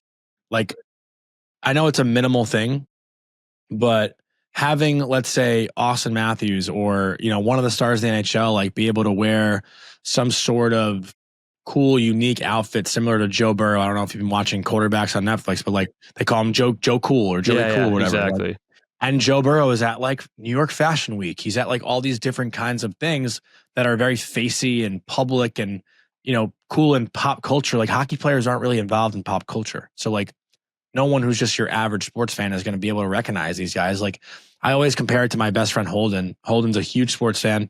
He'll like pay attention to hockey when he's around me, but like not on his own. Right. So he's like familiar with some guys, but like he probably couldn't name, the top 5 players in the NHL just by looking at them. Right. And I think, maybe I'm not talking about like the growth of the game anymore, but I think that is a small part of it. For like sure. having these players be recognizable in pop culture. I think college hockey, to me, the growth of the game starts with the popularity of college hockey. And that's a big thing I've talked about recently too, because NFL fans, NBA fans are so invested in their respective drafts. Granted, those players are usually picked and they're going to the team right away, where the NHL, you get like 2 or 3 years before you see the guy. But if you, like, again, like my friends are all Jets fans and they know like every single college football player that could potentially go to the Jets. Right. Like my friends who are Islander fans or Ranger fans who like don't watch that closely, but like would maybe if college hockey is more popular, they couldn't name, they're just now finding out who Gavin McKenna is, just because. Yeah. But that's the harsh reality. And again, like I think this year's college hockey season is going to have the most eyeballs college hockey's ever had before. Right. When have you seen a number 1 potential overall pick on ESPN announce their commitment to college? It's never crazy. happened. Yeah. So, I think that's a huge piece of it as well. And again, in the communities, $10 to go to a college hockey game. Like if you can't afford Toronto Maple Leafs tickets, go down to Niagara, drive across the border, 100%. Go down and watch college hockey in Niagara, New York. So I don't know. I have a lot of thoughts on it, but no, I love that. Sorry to bounce around. No. You mentioned college hockey. That's kind of the next topic I want to talk about, and Gavin McKenna and NIL and everything. Obviously, there's rumors about he's $700,000. I don't know if that's true or not, but we'll run with it. What do you think the next relationship between CHL and college is going to be? Do you think the CHL is really going to hinder from this? Or do you think it's actually not going to be a bigger impact as people think? Or do you think it's going to really take a big hit from more and more of these star players going to college, getting more NIL, getting more money and stuff like that? What are your thoughts on that? So I kind of got some flack from Colby. And again, like this comes out tomorrow, so I'm sorry I keep referring to it. But no worries. Whatever. I think the CHL can't view this as losing players, especially with McKenna, because he already played there for 2 full seasons. He won the WHL championship. Yeah. Like he accomplished a lot in his junior career. Yeah. And to advance him to the college hockey as a whole should be in 5 years, every single 16-year-old's goal should be to play college hockey. Like it should be the stepping stone prior to the NHL, not the AHL. It should be college hockey. So then that when kids are done with their college career, they can step right into the NHL and play and flourish, as opposed to like having to grind it out in the AHL for a couple years. So for me, the future is the CHL looking at it the same way the USHL does. It's get the best 15, 16-year-olds, have them play junior hockey for 2-3 years, and let them move on to college where they can thrive. Yeah. I think that's where I hope it goes. Yeah. I think what Gavin McKenna, I know it's not 700, by the way. It's more closer to 300. Yeah. I didn't think it was actually going to be that much money, but yeah. Yeah. I mean, I initially heard 500, but I guess it's been confirmed by a lot of people that it's like closer to 3. But again, like that's going to change everything. And there's this other kid from the WHL that's like so under the radar that I'm just hearing about, like, a couple weeks ago. Keaton, I don't know how to say his last name, but like he's the projected 2nd overall pick, and he's going to North Dakota. So you're starting to see it. But I think he played a year in the WHL as well. So like, he did. It's not like they're just skipping out on the CHL and going to college. And I just think too as well, I just think the product and the development of these players is just going to get so much better. Like I think Billy Guerin once said on Spin Chicklets, why move up a level if you didn't truly dominate the level you're at? So these kids, they're going to get, people think they're not going to even go to CHL anymore. No, they're still going to get drafted in the 1st, 2nd, all these top guys, 16, 17 years old. They're going to play a year or two. Like Gavin McKenna, he was too good for the WHL anymore. He was too good. Yeah. He put up 130 points in, I think, 56 games, right? He won the WHL championship. He lost in the Memorial Cup final. He was too good for the league. He's now going to go to a grade A facility, get bigger, get stronger. And let's face it, NCAA is obviously better competition than the CHL. And it's just going to be a better development for all these players, right? It's not like all these guys are not going to go to the CHL anymore. It's just they're gonna start there. At least some kids are. And then they're gonna, maybe if they, maybe they don't want to go. Maybe they're like, they had 30.60 games. Maybe they just didn't develop well. Maybe they used to stay longer. But at some point, these players are just get so good that they need to get bigger, get stronger before they go to college. I think it's going to be better overall development for all these young players now. I think it's great. Yeah, I completely agree. And again, like if we're waking up on Sunday morning and there's college hockey highlights on ESPN, win. And maybe it's different in Canada. Like, and I'm naive to that, obviously. I mean, how close do you guys pay attention to NCAA football or basketball? Does anyone in Canada care? I feel like they do. Football is pretty big. Basketball, especially obviously around March Madness, it's huge. But college hockey, definitely the last year has gone bigger, but it's not. I think Gavin McKenna, I think this is really where we're going to see a lot more college hockey in Canada, a lot more viewership. Yeah, football and basketball is pretty big for college here, but hockey is just starting to get there, and I think this is really going to push it over the edge. So I'm excited. Yeah, I'm fired up. This hockey season is going to be, this college season especially, is going to be unbelievable. Yeah. So now I kind of want to shift over to the Rangers. I know you love the Rangers. You're covering the Rangers. A lot of turnover, and I guess ever since kind of the Trouba trade. So Trouba last season, the Ducks obviously got rid of Kreider. Obviously, the Keandre Miller trade, which I want to talk about as well. Kind of what do you think their expectations? What's your expectation for them this year? What do you think the outcome is? What do you think they should be thriving for? Do you think they should be making more moves? Trocheck on the move. Should they re-sign Panarin? Kind of a rebuild on the go situation. Like, kind of what do you think their expectation is? Yeah, it's heavy. I'm not confident that they're a playoff team. I'm not. Do I lean more that they will make the playoffs? Yes. But for me to sit here and say like they're definitely going to finish in the top 3 in the Met, no. Yeah. Panarin is interesting. Like obviously, I think people are talking about John Tavares and the pay cut he took to stay in Toronto. I don't know if Artemi Panarin's the same way. And again, like Artemi Panarin is the best forward on the Rangers. Yeah, he's the most skilled forward on the Rangers. John Tavares is not that for Toronto, so it's a different comparison. I think the left side of their decor still needs some work after Gavrikov. Like you got Urho Vakanainen and Carson Soucy, who again, like they're fine players, but are they really helping you win in the playoffs? Probably not. And then the bottom 6 to me is it's just not what a championship contender should look like right now. I think the third line is Juuso Parssinen, Johnny Brodzinski maybe, and or we just signed Taylor Radish, I believe. Yeah, Taylor? I think so. Yeah. I don't know where Gabe Perreault fits, Brett Berard. There's a lot of question marks. Brendan Hoffman, it's a lot of uncertainty, I think, for this year's team. And, while it is exciting that you get a full year out of JT Miller, Will Cooley signs his extension, it's just, I don't know. Like it's a bad taste left in a lot of Rangers fans' mouths after last year. And you just don't know what they're going to look like, especially under a new coaching staff with Mike Sullivan as well. So, you got Igor Shesterkin, you got Adam Fox, you got Panarin. JT Miller, Vinny Trocheck, I think he'll be the captain, Vinny Trocheck. And we'll see. I'm just not confident. That's really what it comes down to. I definitely agree with you where it's like you're not for sure, like they're not for sure, they're not for sure out. I think the top three in the Metro from last year's playoffs is going to be tough to change that with Washington, Carolina, and New Jersey. Obviously, the Atlantic's getting a lot better. Obviously, Montreal take a huge step. I still think they're a tad overrated, and Montreal fans have been over me for a while now. I've had my takes on Noah Dobson, but like, I mean, the Keandre Miller trade, this is kind of the tweet I wanted to bring up with you. So they traded Keandre Miller for a first, a second, Scott Morrow, a very high prospect for them. I think it was a great trade for New York.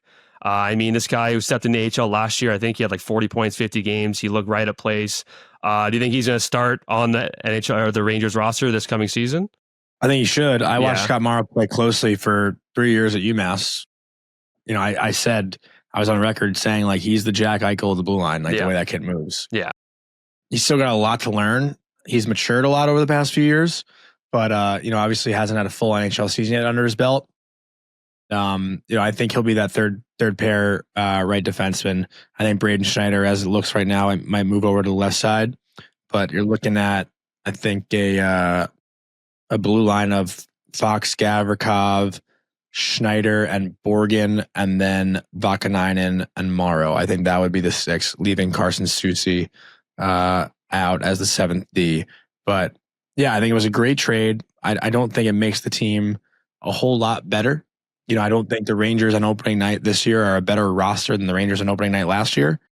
But I'm happy with the trade, obviously with the circumstances in front of them. Yeah, and I'll talk about a tweet that you said or a clip that you posted about you think that Keandre Miller will have a bigger impact on Carolina than Noah Dobson will on Montreal, correct? And I definitely agree. I think Keandre Miller fits so well into that Carolina system. It's fast, it's intense, it's up and down the ice. I still have question marks about Noah Dobson in Montreal. I think you added another. Montreal fans are trying to tell me he's an elite two-way defenseman. I think he's slightly more of an offensive defenseman. And you have two offensive defensemen on your team with Lane and Noah. What are you going to do with the power play? Who are you going to kind of favor more on the PP1? More just on 5-on-5 time, but kind of just break down again, like, why do you think Keandre Miller will be so much more impactful on the Hurricanes than Dobson will on the Canadiens? Well, it's more so about how the teams are set up too, right? Like, I never said Dobson's a better, or Miller's a better player than Dobson. I don't believe that. Yeah, I agree. But does Dobson make them, like, now the Montreal Canadiens are a playoff team. They made the playoffs last year. Yeah. Does Noah Dobson help them win a playoff round? Probably not. Keandre Miller is not making the Hurricanes that much better, but he's adding to what is already a conference final team. Yeah. And I think Miller, his problem in New York was that he overcomplicated his game and tried to do a little bit too much, and the expectations were just a little bit too high for him to be an offensive defenseman, which he's not really that kind of player. Like, he wasn't even getting power play time in the second unit. So he can go to Carolina, and honestly, they lost Brent Burns, so that gives him a little bit more responsibility from the blue line as well. But Carolina possesses the puck more than any other team in the NHL. They play the simplest style more than any other team in the NHL, and that's what Keandre Miller needs. He needs to play a simple game. He needs to have forwards that can back him up if he misses an assignment, and have different layers of defense. I know they play a man-to-man system, but Carolina defends almost as good, if not better, than anyone else in the league. So when Miller makes a mistake, those mistakes won't be as loud as they were in New York. Yeah, like, every mistake he made here, there was no one really to back him up. The Rangers were lost in their own zone, so everything looks like it's his fault, which at times it was. But every coach says there's 3 mistakes that lead to a goal. If Miller turns it over, he fucks up a little bit, but there's still 2 other guys that have to have his back. It's not just like he's turning over the puck over the blue line. It's a breakaway and it's a goal. Breakdowns happen in the game all the time. And as far as Noah Dobson goes, Montreal's loaded with offensive talent. They have a lot of skilled guys, but are those guys hard to play against? Noah Dobson, a guy that's tough to battle in a corner, like Keandre Miller and Noah Dobson in the corners. I know Keandre isn't looked at as like the toughest guy, but he still has that 6'5" frame. Like, I'm probably taking my chances against Dobson over Miller in a one-on-one battle if I'm in the NHL, and again, like, Dobson's a guy who turns the puck over in his own zone too.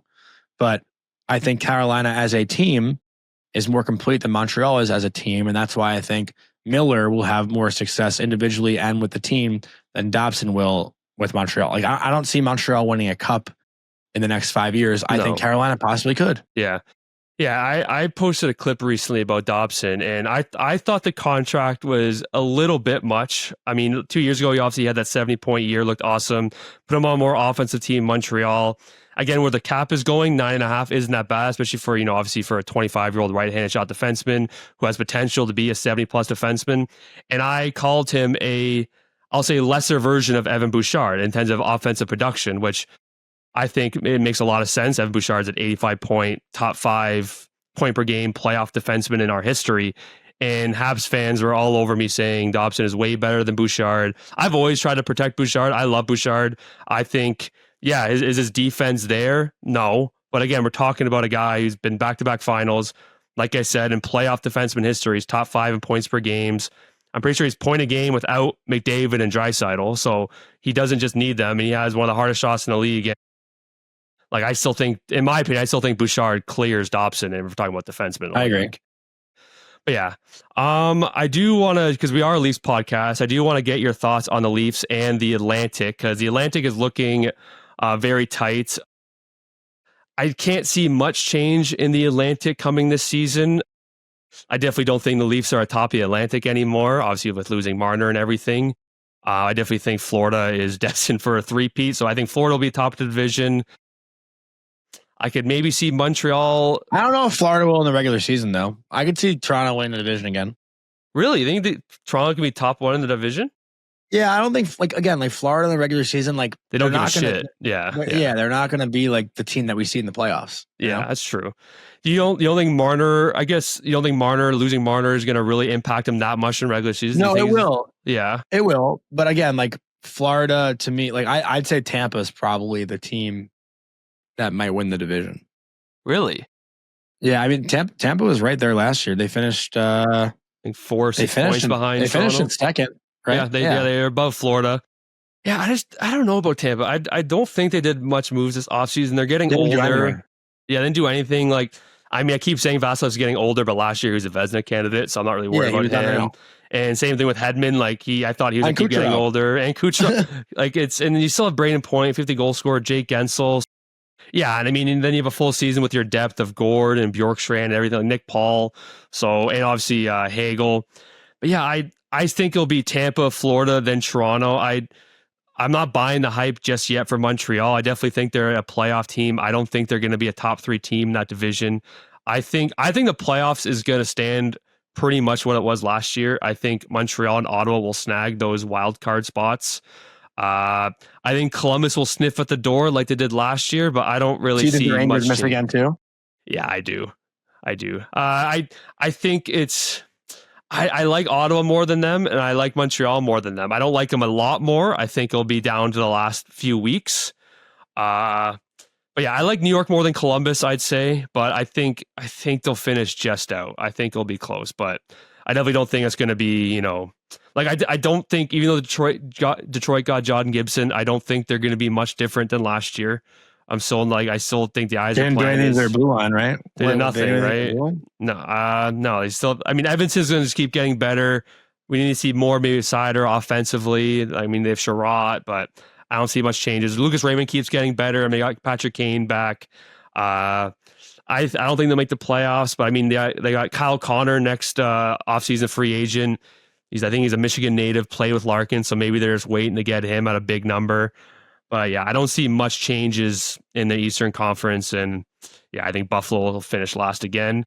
But yeah, for the Leafs, I think for what has happened with Marner and the turnover and everything, I think Tree Living has done pretty much the best he could do at this moment in time. I don't know what your thoughts on that. I'm hearing they might sign Roslovic. They're trying to move on from a few more players.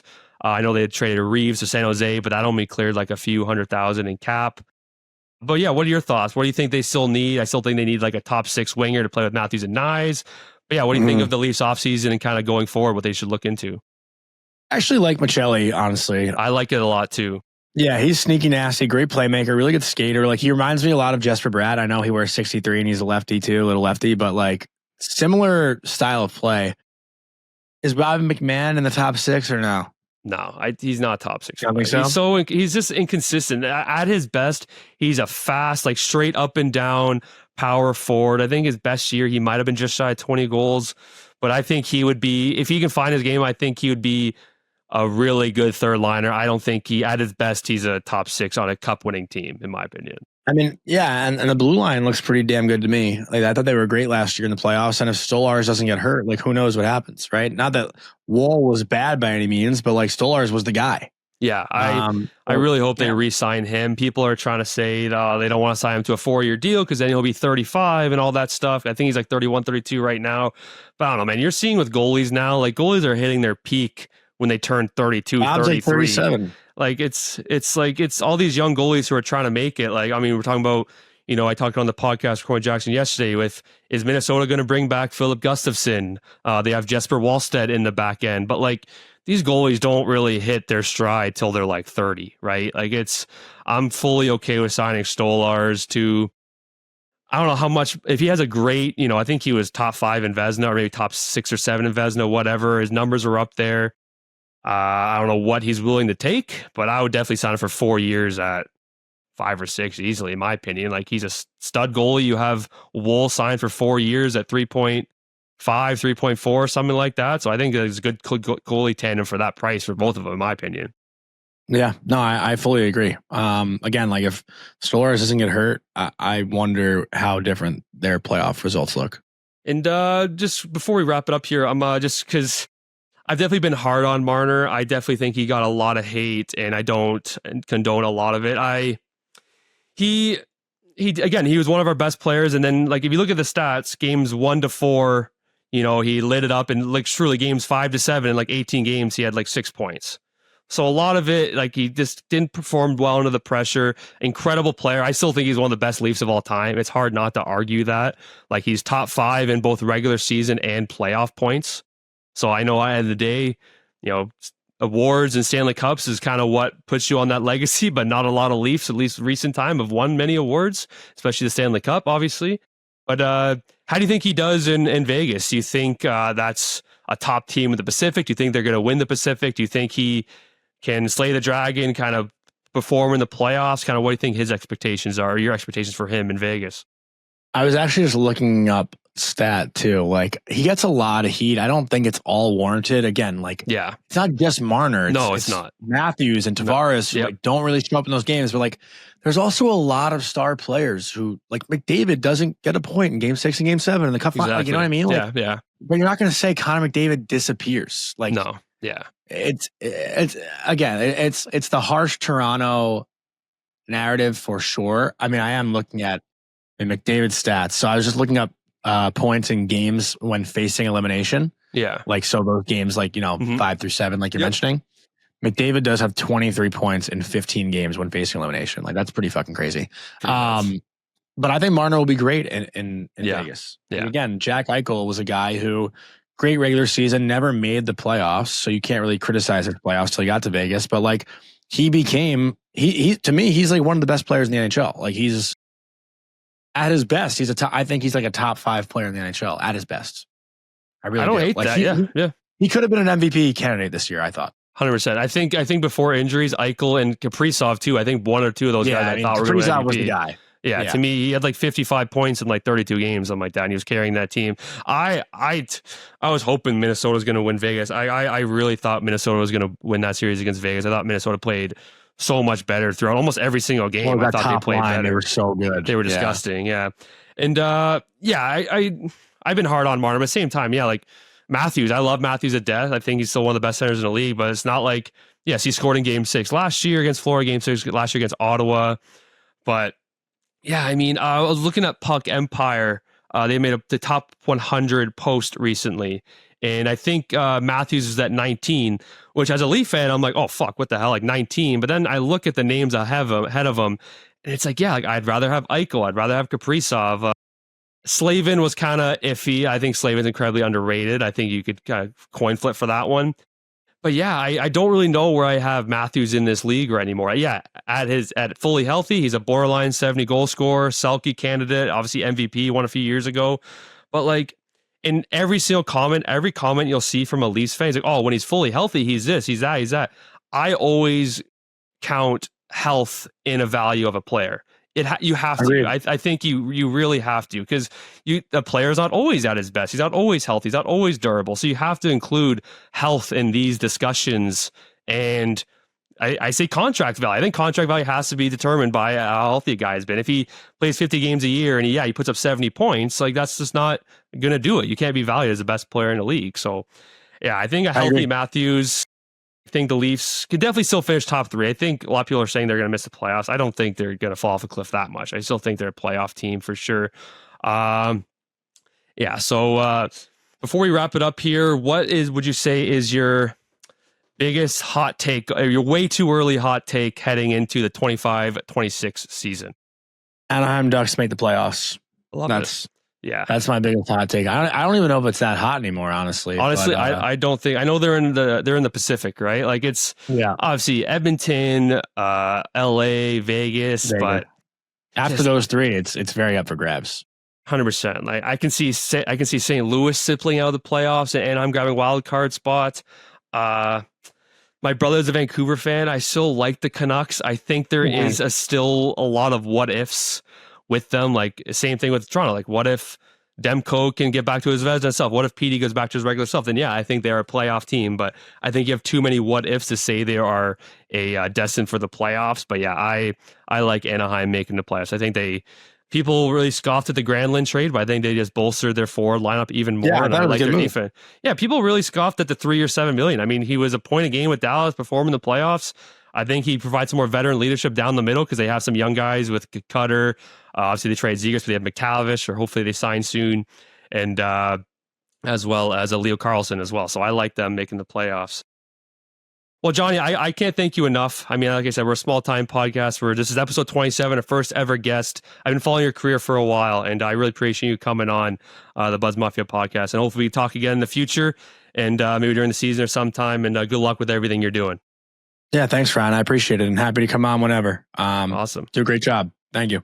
Appreciate it. Fakes left, now taken off. Gonna run for it, got it! There it goes! The 6 for the 10 to 5! Oh, the play of the year in the NFL! And we are back. I just want to say thanks, Jonny, for that interview. It was awesome talking with him. He's a great guy, and his path, it's pretty cool. I mean, he works for the NHL Network, Daily Faceoff, Bleacher Report. Like it's pretty sick, his resume. And he's a commentator for like UMass hockey. Like it's pretty sick resume, and he's done a lot for the game. So it was awesome talking to him. But we're wrapping up with hockey there. Throw it over the NFL. Yeah, let's throw it over, buddy. Start with the CFL real quick. Big Ticats win again yesterday. Ooh, I watched that game. Minute 54 seconds left. Bo Levi Mitchell. Let me tell you something about Kenny Lawler. This guy, coming from Winnipeg, I was so pumped when the Ticats got him. He is, I don't know if you saw his first touchdown catch yesterday. It was ridiculous. No, I didn't. And he's diving in the back of the end zone, makes the grab over the DB. And then minute 54 left in the fourth. They're down 20-16, touchdown, win the game 23-20. Huge. Ticats, this is a crazy stat. The first time since 2021, they've had a record over 500. Jesus. Yeah, it's insane. Jesus Christ. When growing up, like all through the 2010s and early like 2020, they were perennially in the playoffs, if not going to the Grey Cup, losing every single time they went to the Grey Cup. But Ticats won. I lost my bet the week or lock of the week because I bet the over. I think the over was set at like 52.5, and obviously it was 43 points. But yeah, the Ticats are trending. The CFL football this year is pretty great. I'm not going to lie. I've been loving watching it. Plus, it's great that there's actual sports on right now. Yeah. Other than golf. But yeah. So I guess I kind of want to get right into my question for you, since you kind of stumped me with your question, but we can kind of go over some small stuff. Is it a CFL question? No. Oh, okay. No. I get fucked on that. All right, let's hear it. What year did the first Super Bowl take place? Yeah, I think I know. 67? Yeah. I didn't think you were going to get that. That was good. That's good. Good job. I knew that. I'll give you extra points if you can tell me who won the first Super Bowl. I mean, there's not a lot of teams to think of. Packers? Yeah. Yeah. All right, good job. I mean, it was them or the Steelers, but it was Packers. Vince Lombardi Trophy.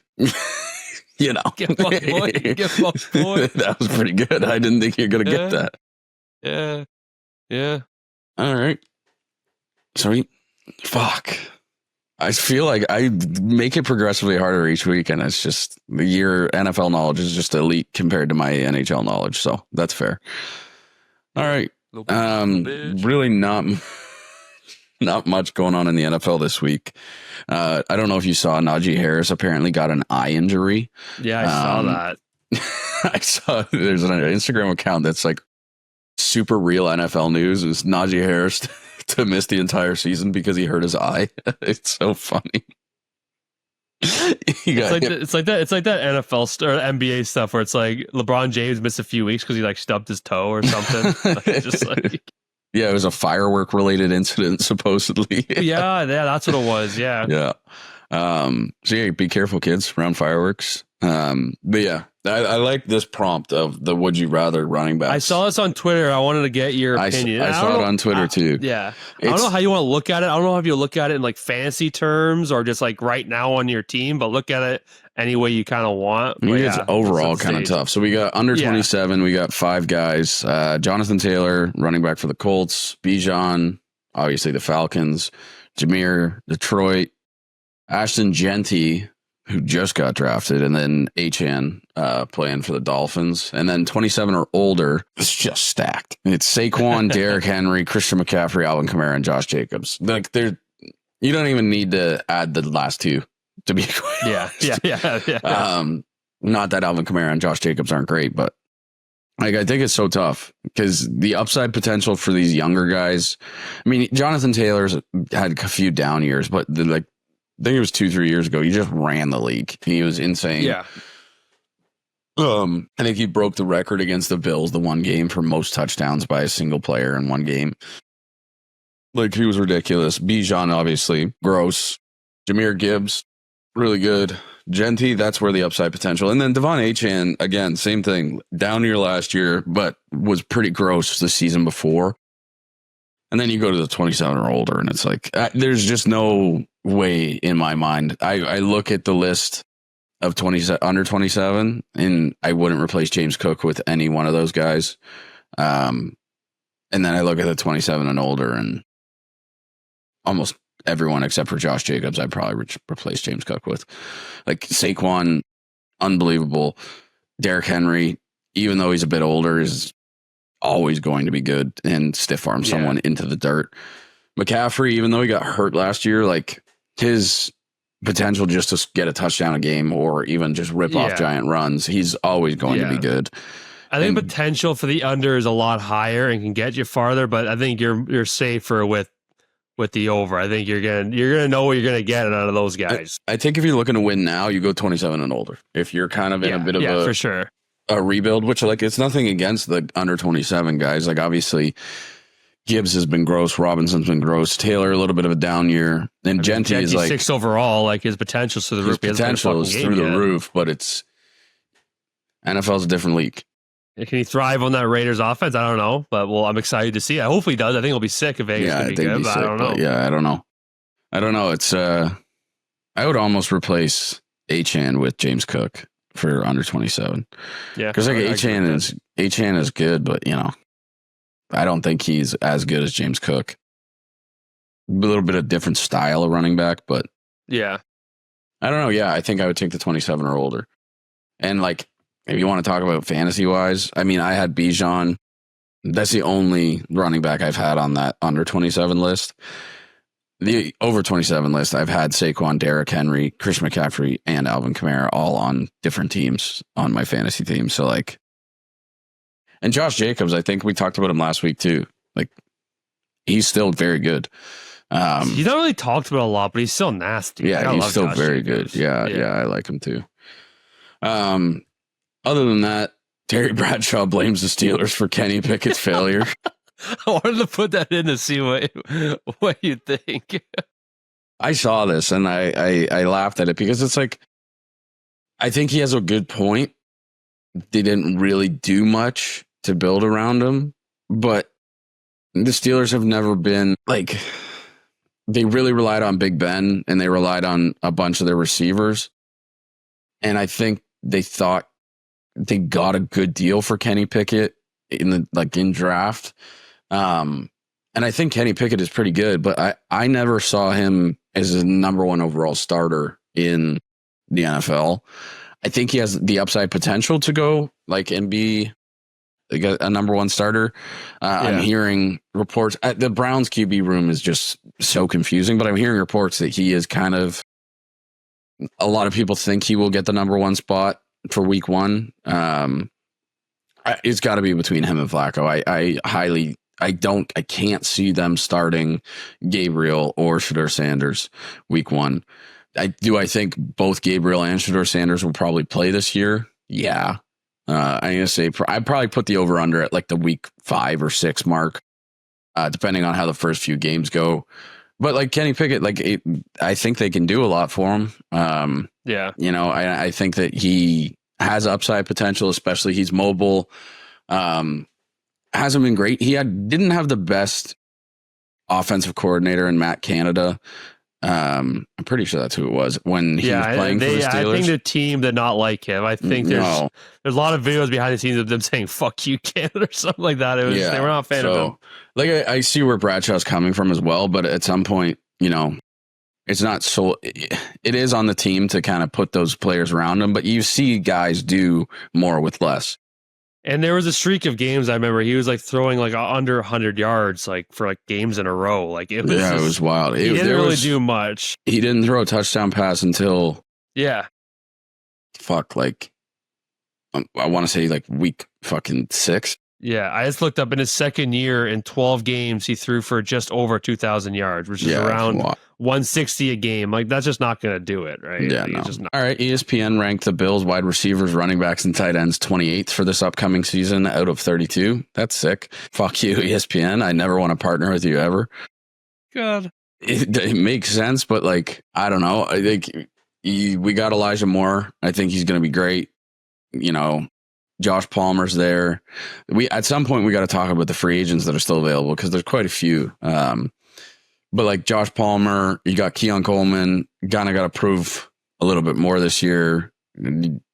James Cook, Ray Davis, Ty Johnson, not the best running back core, obviously, in the NFL, but considering what they combined for last year, Ray Davis was gross, Ty Johnson was gross, James Cook was obviously disgusting. And then tight end groups Dawson Knox kind of has fallen off a little bit. And Kincaid has had some injuries, but I still would take them over a lot of tight ends in the NFL. I saw a report today too, speaking of tight ends, that the Dolphins apparently have been in talks with the Falcons about Kyle Pitts. Their tight end room is dog water. I couldn't even name you one of their tight ends other than fucking unretiring Darren Waller. But I think I wouldn't have put 28th overall for kind of their skill guys. I probably would have had them high 20s, maybe low 20s, high teens. Yeah, I don't know. Fuck you, ESPN. All right, we got the 90 to 81 for NFL Top 100. Again, I think we said this before. It's one of my favorite parts of the year. The way they release it, I love that they do it in this part. So at number 90, we got Zach Allen, D lineman from Denver. I actually don't think I've ever heard of Zach Allen, but in 16 games, he had 61 tackles, 15 tackles for loss, 8.5 sacks, and 1 safety. Pretty good. Above Tua. Wasn't ranked last year.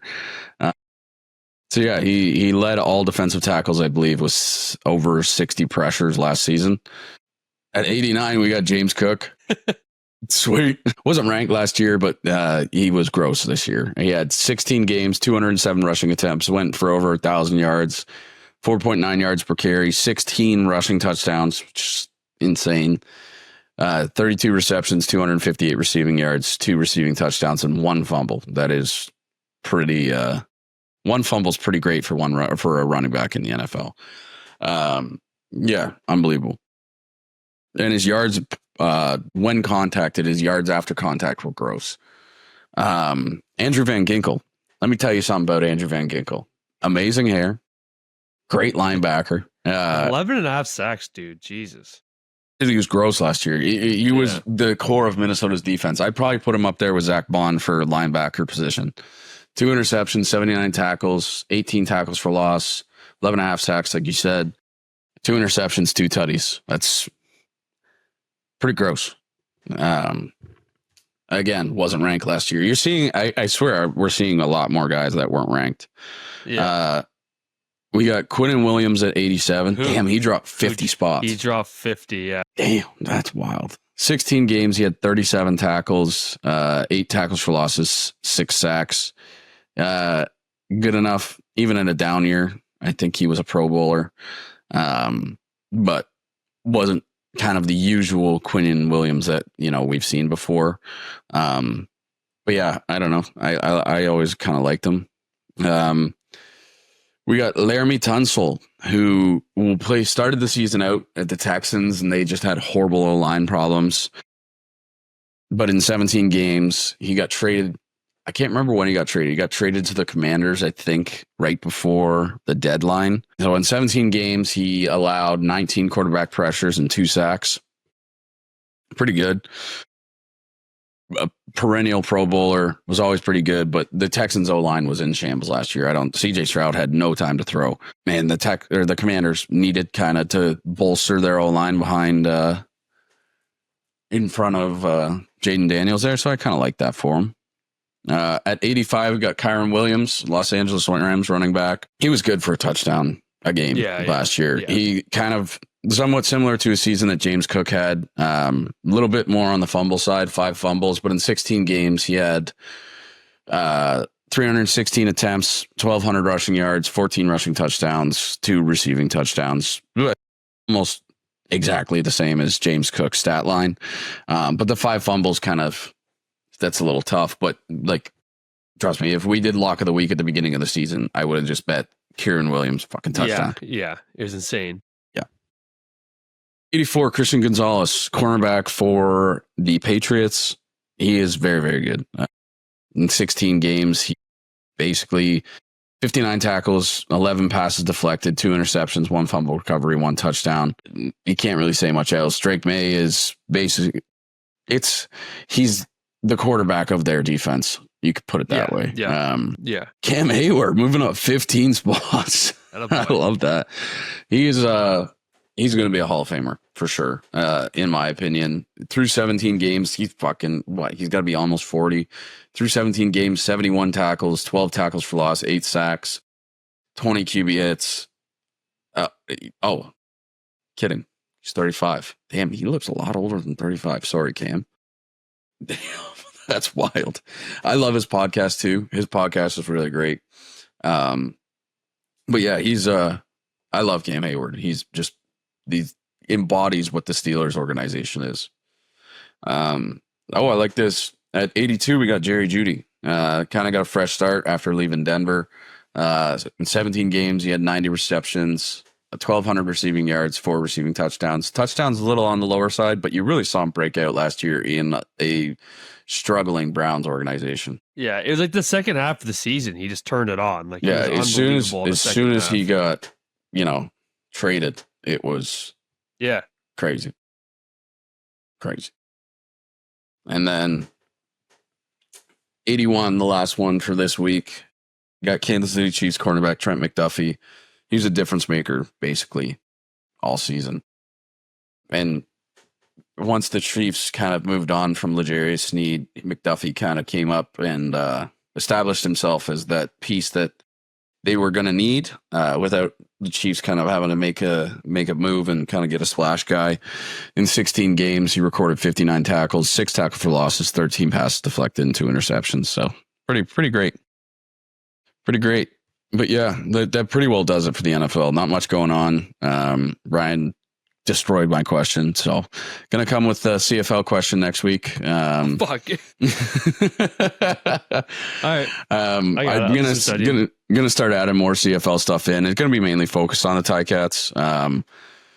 I really don't follow any other team but them, so yeah. Let's move over to the PGA where we have a little bit of discussion to see who kind of won this week. Well, before we get to that, I was kind of this prompt, kind of question I wanted to ask you that I've been thinking about for a while now, and it kind of comes up in our friend group sometimes when we golf. How good of a golfer, or what should your handicap be to be able to give someone tips when it's unasked for? Like, because you don't want to be that guy who, like, again, like we play with some friends who are 30 handicappers who are getting into the game of golf. Like, I'm a 17, I'm like better than them, but at the same time, I don't think I'm good enough to really be giving tips unwanted. If they want to ask for something, I think I'll give the best of my knowledge.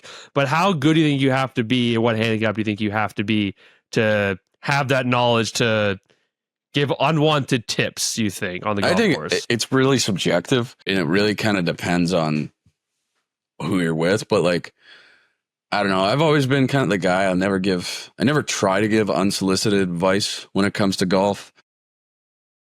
But then it's also hard because I play with my dad a lot. My dad's pretty good, and play with some other really good golfers growing up. It's kind of tough for me to see someone try and do something and not be like, nah, I don't know if I would do it like that. Yeah. But also it's different too. It's like, it really depends. I think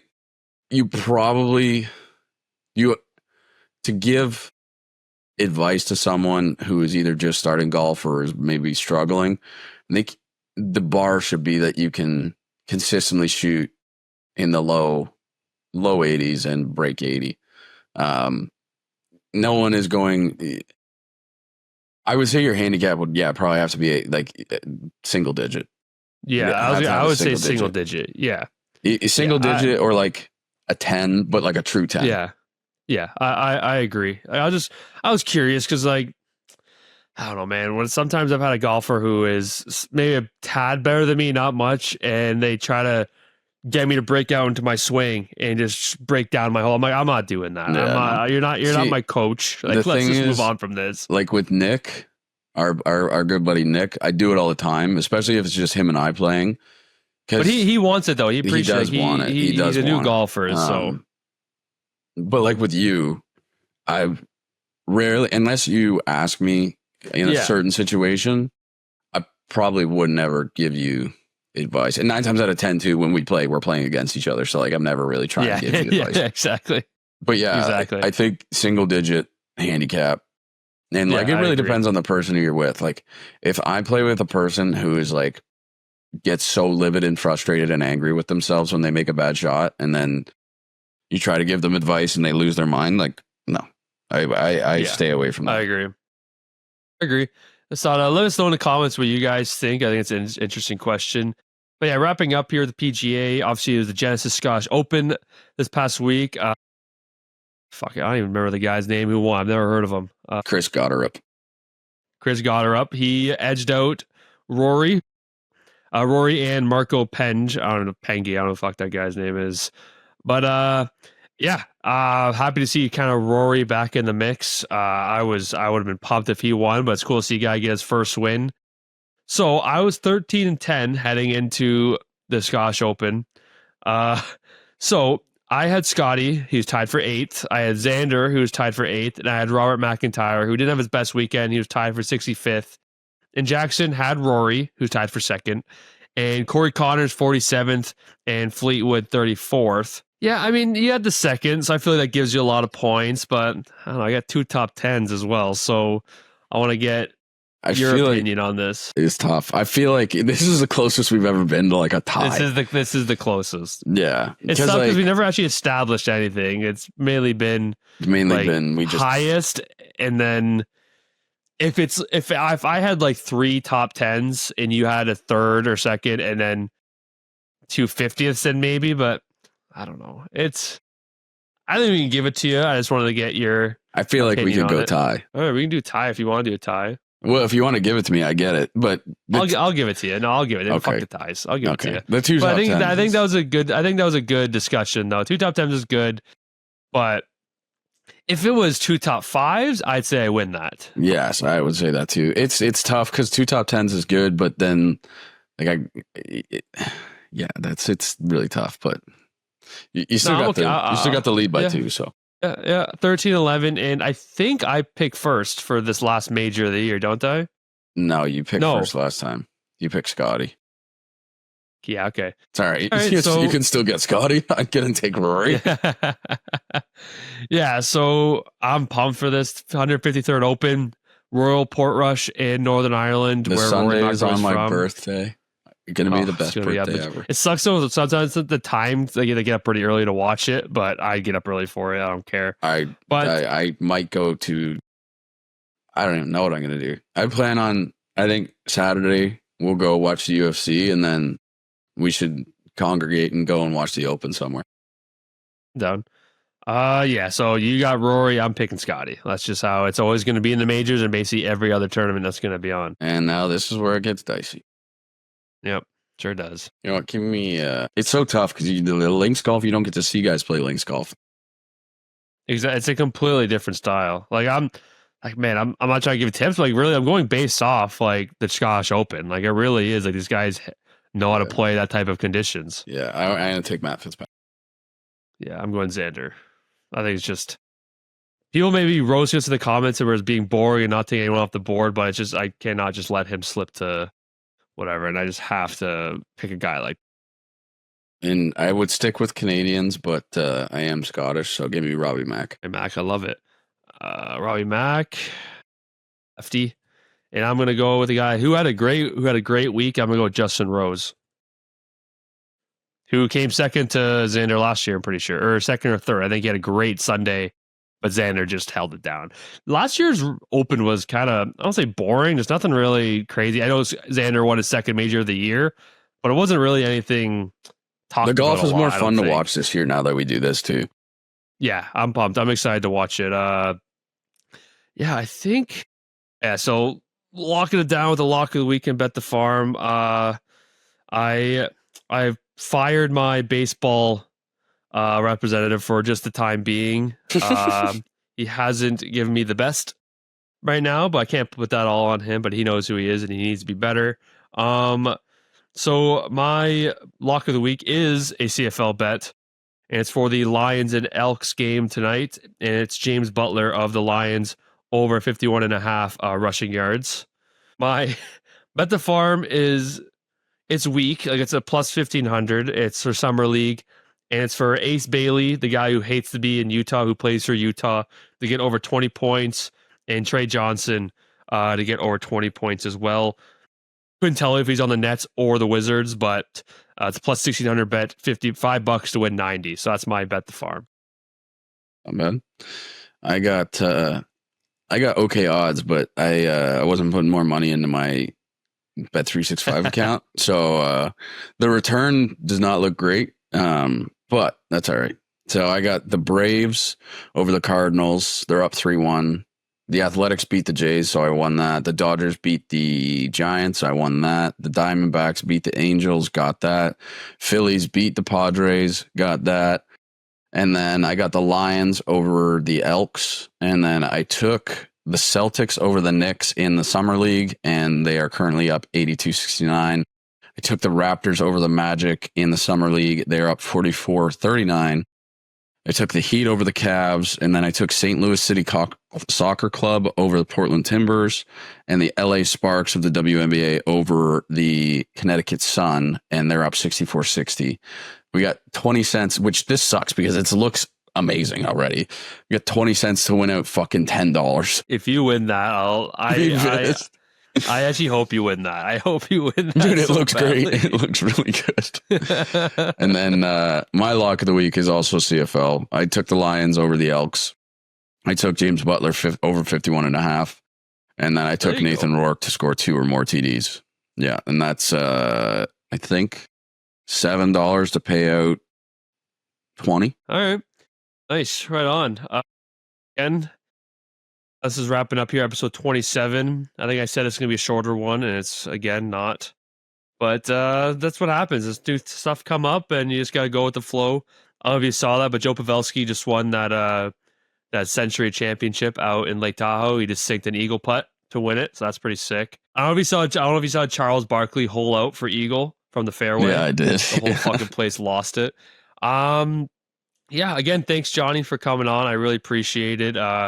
Again, we're a small-time podcast, but we're starting to make moves, and hopefully Keep going up, and appreciate talking. Hope we can come back on again. And Jackson, if you got anything, I'll see you soon. Play some golf this weekend. Big man's birthday on Sunday. And it's another episode of Buds Mafia. See you next time. Cheers, brother.